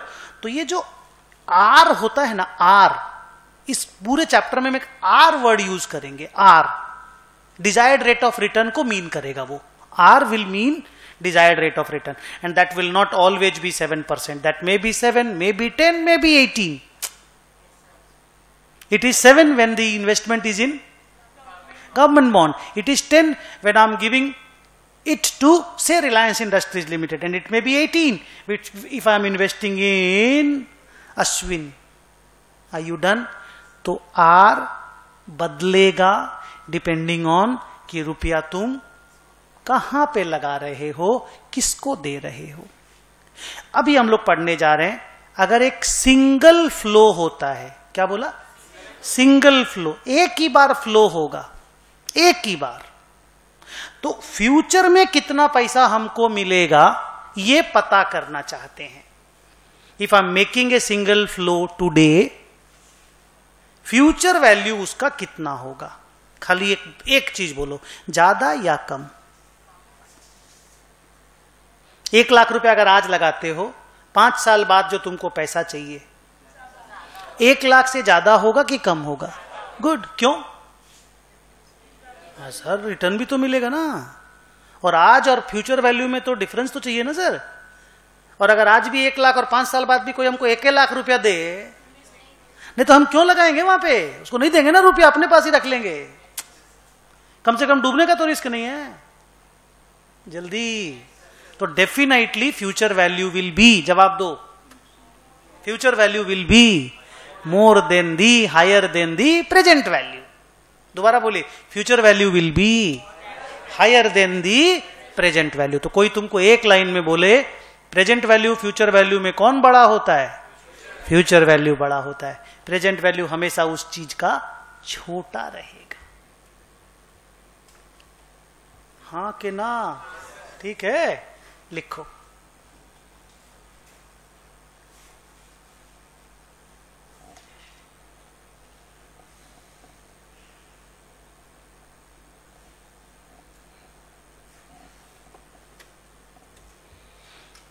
F V future value, P V present value, R rate of interest, और वो rate of interest rate of return है, डिजायर्ड रेट ऑफ रिटर्न है।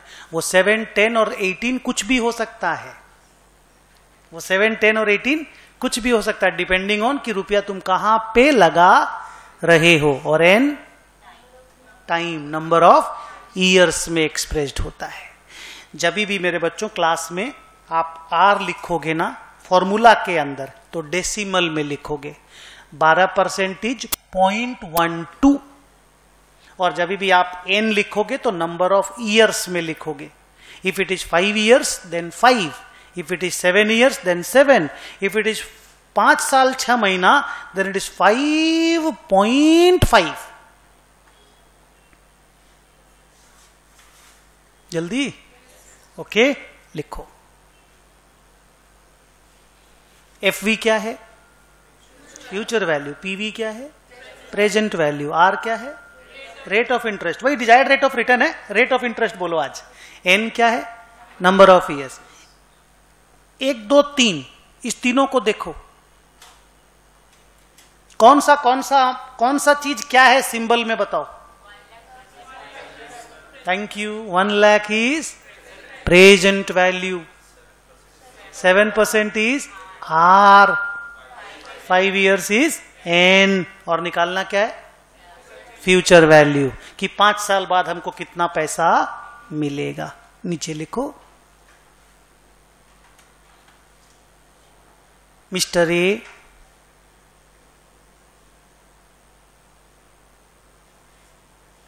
invests rupees 1 lakh,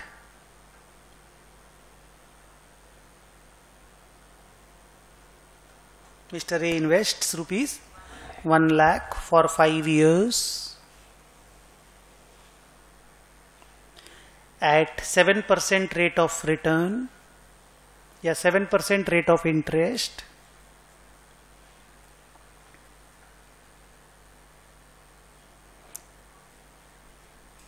full stop.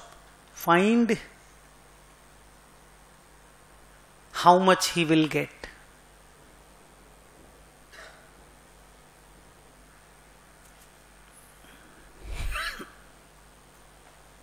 कितने साल बाद? 5 साल बाद। तो 5 साल बाद जो भी अमाउंट मिलेगा उसको फ्यूचर वैल्यू ही तो बोलेंगे ना, क्योंकि वो बाद में मिलेगा। तो बाद में मिलेगा is always the future value. और आज जो इन्वेस्ट कर रहा है मिस्टर ए इन्वेस्ट्स, तो वो आज इन्वेस्ट कर रहा है, that is always present value. तो चलो फ्यूचर वैल्यू निकाल के दो।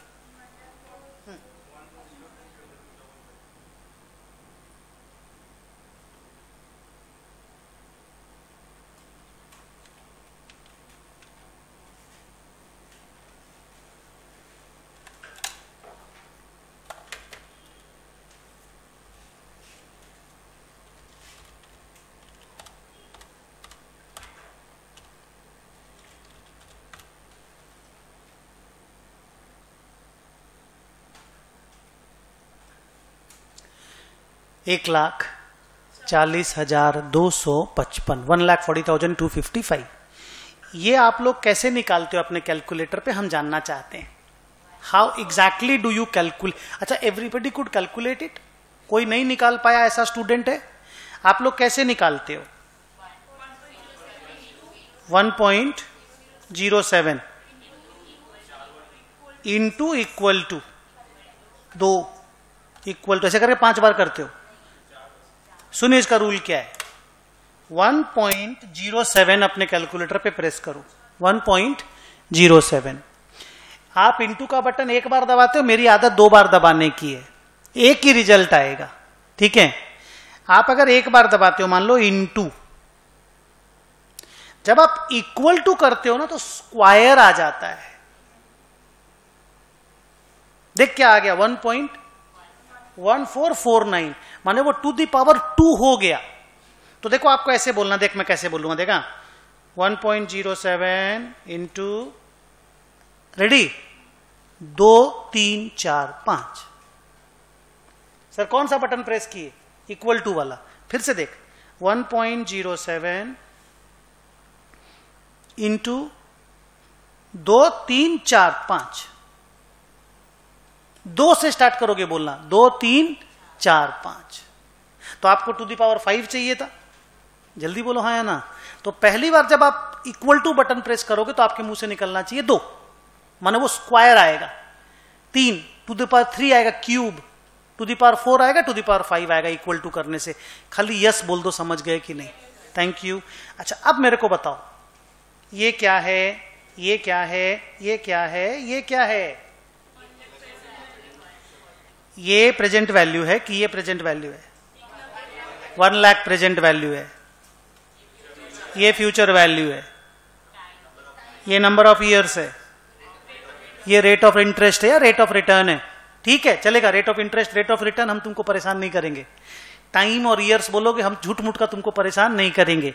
फ्यूचर वैल्यू प्रेजेंट वैल्यू में उल्टा पलटा करोगे तो हम बवाल कर देंगे। बड़ा वाला हमेशा फ्यूचर वैल्यू होगा, छोटा वाला हमेशा प्रेजेंट वैल्यू होगा। ये दोनों चीज कांस्टेंट है, मान लो कांस्टेंट। कौन कौन? टाइम और रेट ऑफ रिटर्न कांस्टेंट है। 1 lakh is the present value of, बोलना है, हाँ बोलो, 1 lakh is the present value of 1,40,255। Clear? ऐसे बोलो 1,40,255 is the future value of, बोलो 1 लाख। चलेगा बात? 1,40,255, क्या?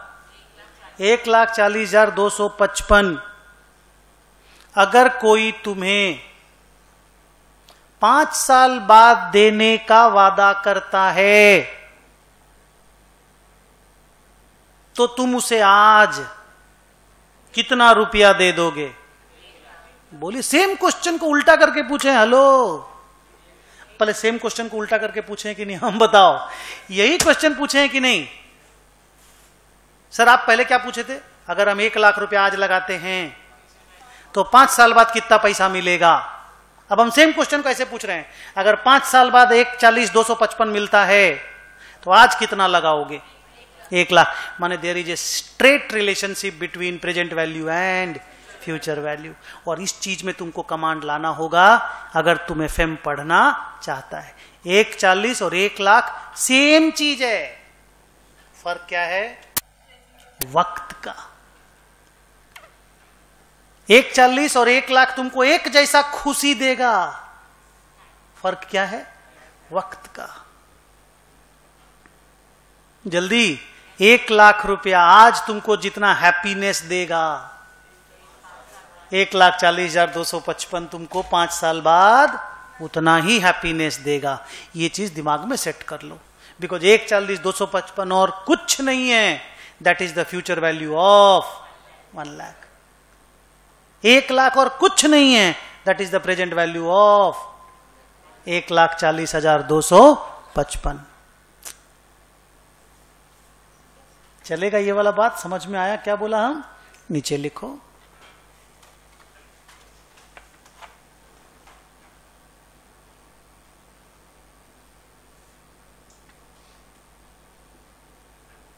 सुनिए ना, लिखो क्या?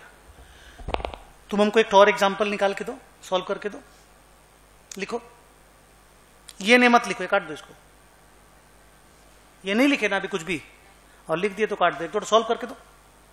लिखो, find the future value of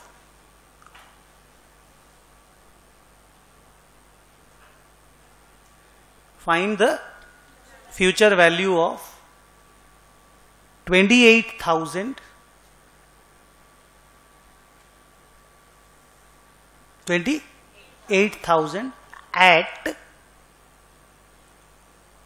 12% rate of interest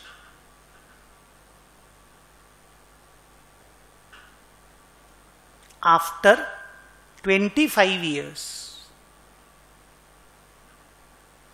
calculator पे इक्वल टू का बटन को केयरफुली प्रेस करना है। 25 साल के बाद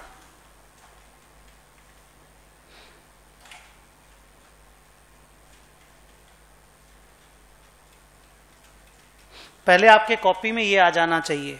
सबसे पहले ये लिख लो, फ्यूचर वैल्यू निकालना 28,000 रुपया का 12% रेट पे 25 साल बाद।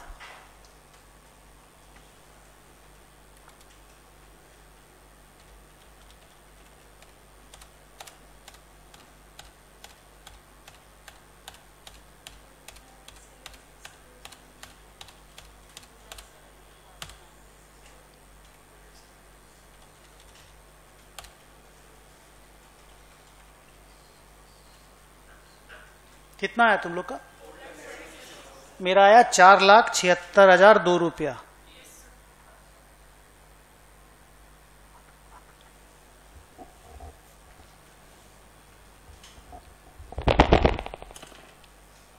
कितना रुपया लगाए थे? बोलना है, कितना रुपया लगाए थे? 28,000। कितने साल के लिए? 25 साल के लिए। क्या रेट ऑफ इंटरेस्ट था? 12%। कितना रुपया मिलेगा 25 साल बाद? 4,76,000 रुपया। राउंड ऑफ में बोलते हैं एक बार, 4,76,000 रुपया। निकाल पाए कैलकुलेटर पे? पक्का? अगर नया लेक्चर दे रहा हूं, अगर कंपाउंडिंग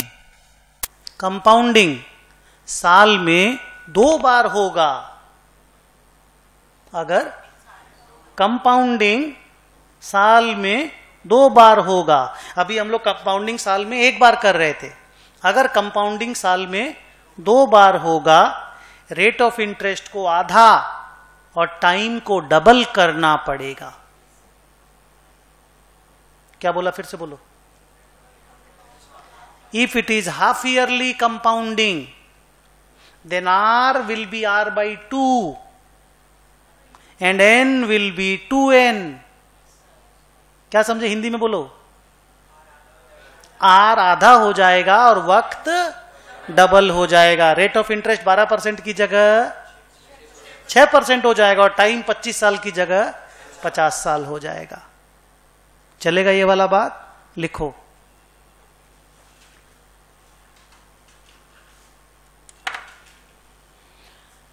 उसी पॉइंट में for half yearly compounding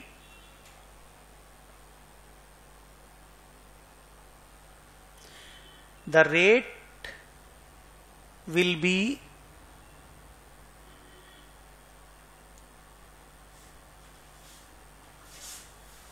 halved को बोलते हैं डिवाइडेड बाई 2। ब्रैकेट में लिख लेना divided by 2। And time will be double, bracket में लिख लेना multiplied by 2।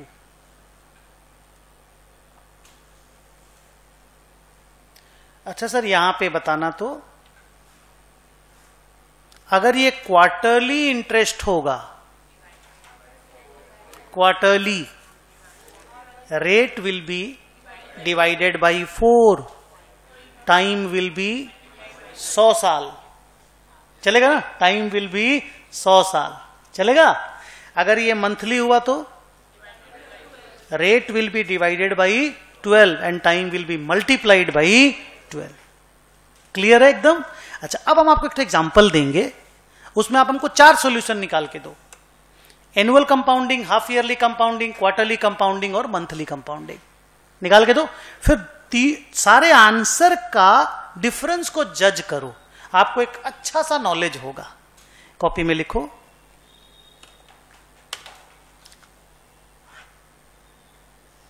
find the future value of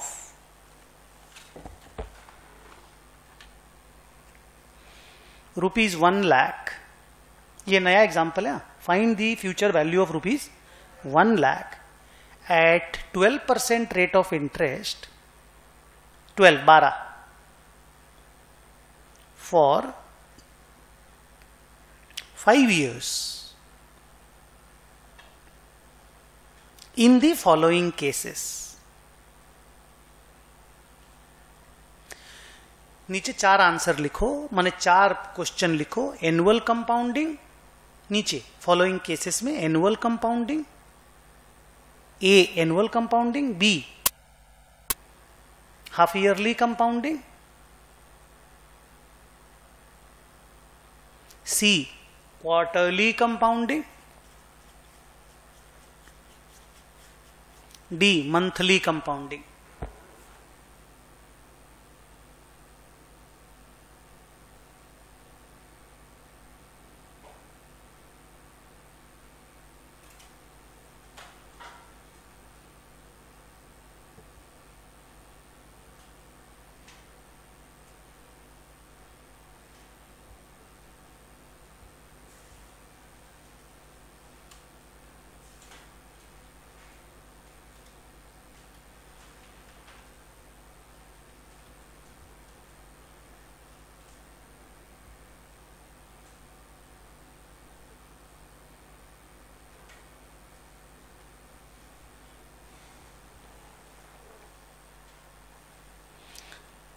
एक बार चारों का वो देख लो, एक बार कंस्ट्रक्शन ऑफ द फॉर्मूला देख लो. पहले देख लो, उसके बाद तुम लिखना. हम नहीं बोलते कि तुमको नहीं आता. एक बार देख लो हम क्या किए. रेट को क्या किए यहां पे, यहां देखो, इसको देखो, 12 को और 6 को देखो. 1 प्लस आर लिखना पड़ता है ना, 1 प्लस आर, तो 1.12 ही तो लिखोगे प्लस करके. पिछला बार लिखे थे कि नहीं ऐसे? ये लिखे थे कि नहीं कॉपी में? बोलो ना, ये लिखे थे कि नहीं? ये था ना लिखा हुआ. तो अब इसको डायरेक्ट लिखने की हिम्मत करोगे. 7 होने से 07 क्यों होता है? 12 होने से 12 क्यों होता है? 7 डिवाइडेड बाई 100 इज 7% बोलते हो ना. 7% इज 0.07, बट 12% इज 0.12. ये सब आता है ना आप लोगों को. चलो सुनो, ये 6 क्यों हुआ, ये 10 क्यों हुआ? हाँ ठीक, समझ में आ गया ना. ये डिवाइडेड बाई 2, ये मल्टीप्लाइड बाई 2. ये 3 क्यों हुआ, ये 20 क्यों हुआ? Divided by 4 multiplied by 4. ये 1 क्यों हुआ, ये 60 क्यों हुआ? क्लियर है? अब आप आराम से आंसर निकालो. And please everybody do that. Copy में लिख लो चारों आंसर. चारों जब मिल जाए तो बोलना.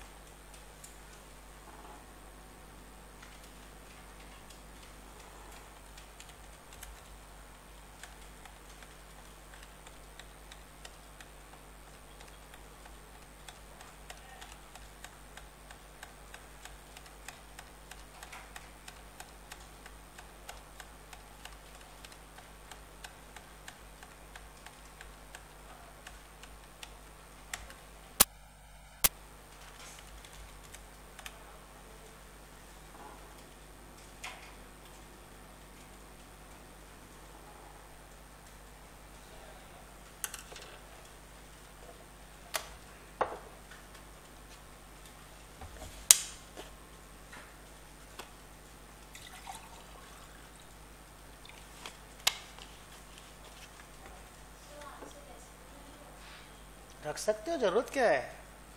कौन सा पैसा लेके निहाल होगा? रुपया ही मांगोगे.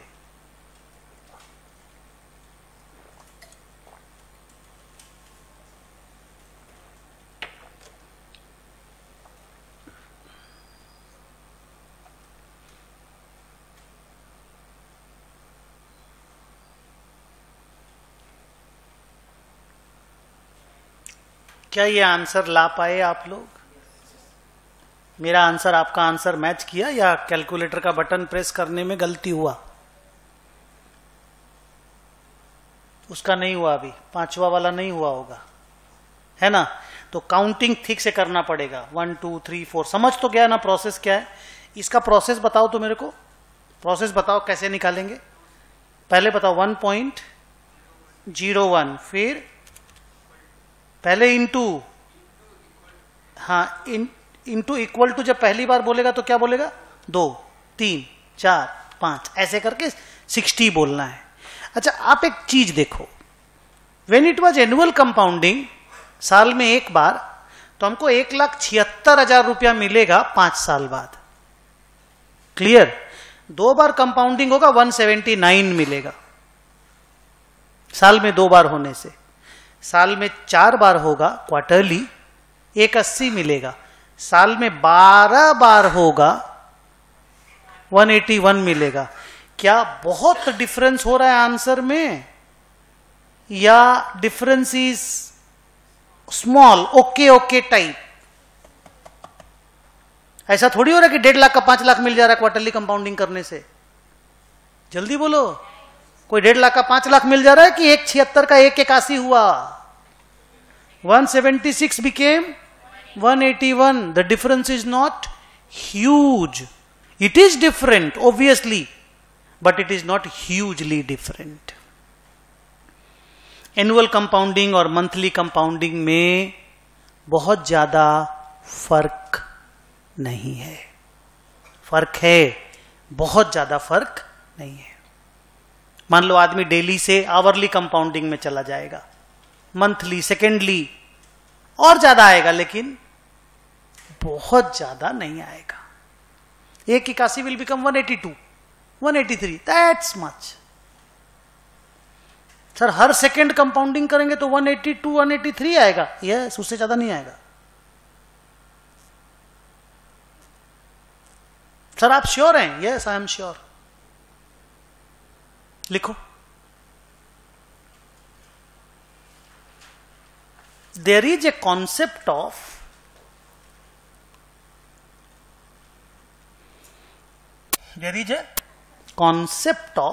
continuous compounding,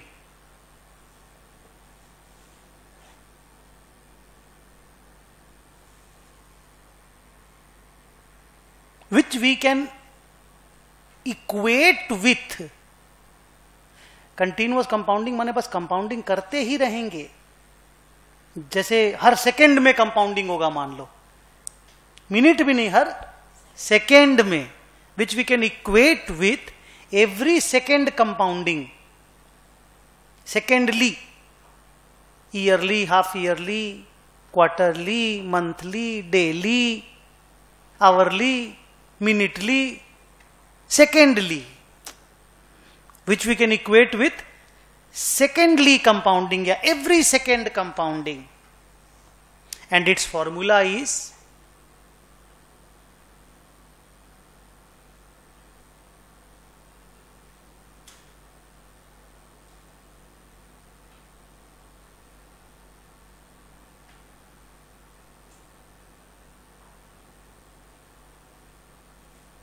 .71808 होता है कि 818 होता है? देखो तो, गूगल है ना, गूगल मार के देखो, वैल्यू ऑफ ई।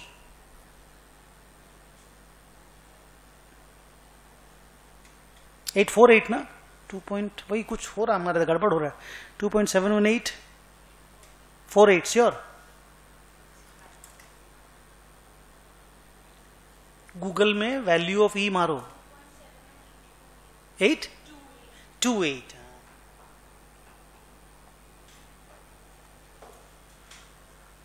वही कुछ 082838 में गड़बड़ हो रहा था। सर अब ये क्या कचरापंती है?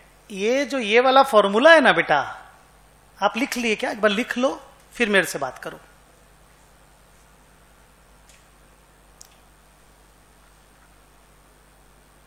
हो गया? Can I start? बस ये लास्ट लाइन है आज का। ये जो फॉर्मूला देखे ना तुम, ये वाला, यही है, ये वही है। बस इस फॉर्मूला को annual, half yearly, quarterly, monthly बोलते हैं। इसको बोलते हैं कंटिन्यूअस कंपाउंडिंग, हर सेकेंड वाला कंपाउंडिंग। तो सर ये वैल्यू कैसे आएगा? बस सिंपल देख, ऐसे 1 lakh into e to the power r is 0.12, n is 5, which is equal to 1 lakh into e to the power 0.6.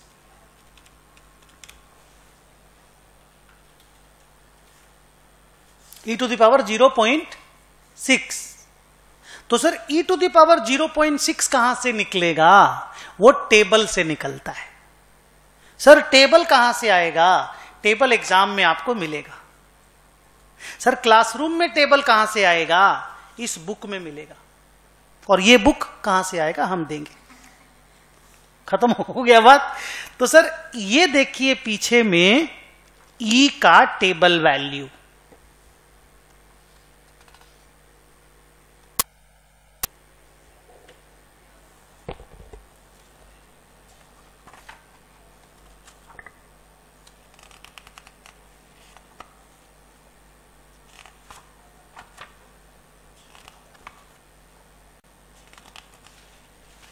ये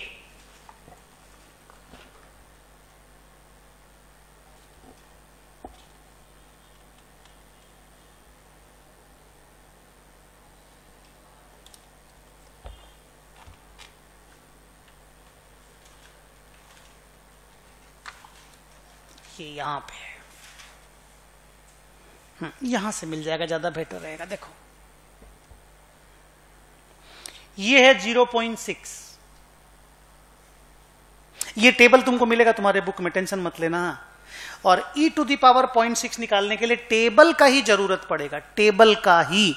ओके, उससे कैलकुलेटर पे नहीं निकलेगा ये। और ये है देखो e to the power x लिखा हुआ है ना, e to the power x। ये देखो क्या लिखा हुआ है, कंटिन्यूअस कंपाउंडिंग। हमने भी ये वर्ड बोला है ना आज, continuous compounding. e to the power x का वैल्यू जहां पे x इज 0.6, ये देखो e to the power x। तो if x is 0.6 then e to the power x is this। यार हाँ बोलो, इसमें क्या दिक्कत है? टेबल ही तो देखना है। if x is 0.6 this is e to the power x। कितना लिखा हो बोलो? 1.8221। अगर हम यहां पे 1.8221 लिखेंगे, कितना आंसर आया? 1,82,210। दोनों में गैप देखो कितना बड़ा गैप है। कुछ बोलो, बहुत छोटा सा गैप है।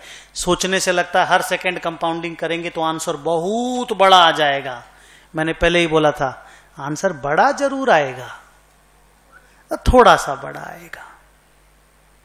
ये कॉन्टिन्यूअस कंपाउंडिंग का कॉन्सेप्ट है। रुको, ये कॉन्टिन्यूअस कंपाउंडिंग का कॉन्सेप्ट है। बिकॉज आवरली, मिनिटली कंपाउंडिंग नॉनसेंस होता है। उसी को खत्म करने के लिए कॉन्टिन्यूअस कंपाउंडिंग के कॉन्सेप्ट को डेवलप किया गया। स्टॉक मार्केट की जो प्राइसेस होती है ना, वो कॉन्टिन्यूअस कंपाउंडिंग पे काम करती है।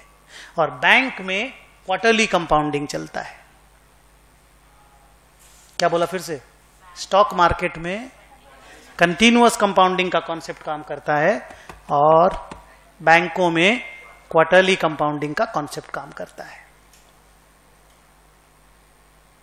बहुत बड़ा डिफरेंस नहीं है। क्वार्टरली कंपाउंडिंग में आंसर कितना आया था? 1,80,000 और यहां आया 1,82,000। Are you okay? आप कुछ पूछ रहे थे। स्टॉक मार्केट, ऑप्शंस, फ्यूचर्स, उसमें काम आता है।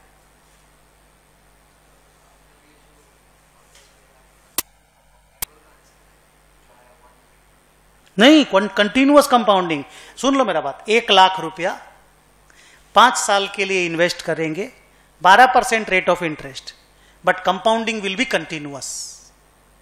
रिपीट, 1,00,000 रुपया हर जगह पे हम 1 लाख रुपया इन्वेस्ट कर रहे थे, बोलो हाँ कि ना, 5 साल के लिए कर रहे थे, 5 हर जगह देखो 5, इसमें भी 5 into 2, और रेट ऑफ इंटरेस्ट 12% ही है। एक एनुअल कंपाउंडिंग है, साल में 1 बार कंपाउंडिंग है, एक में साल में 2 बार है, साल में 4 बार है, साल में 12 बार है, और यहां साल में 1 लाख बार है। मैंने समझ गया ना हम क्या बोलना चाहते हैं। So this is continuous compounding का आंसर। हाँ, बस कंपाउंडिंग होता ही जा रहा, होता ही जा रहा, होता ही जा रहा, होता ही जा रहा है। तो इसीलिए मैं बोला you can relate it with every second compounding. Secondly, second से छोटा तो हम लोग जानते नहीं ना यार, ऐसे होता है नैनो सेकेंड, माइक्रो सेकेंड भी, पर हम लोग बातचीत में सेकेंड को सबसे छोटा टाइम का यूनिट मानते हैं। तो वो आप रिलेट कर सकते हो, मैंने आपको लिखा भी है बहुत अच्छे से। इसको कॉपी कर लो और यहां पे लिखो फ्रॉम टेबल, पूरा अच्छे से कॉपी करना एकदम सुंदर से।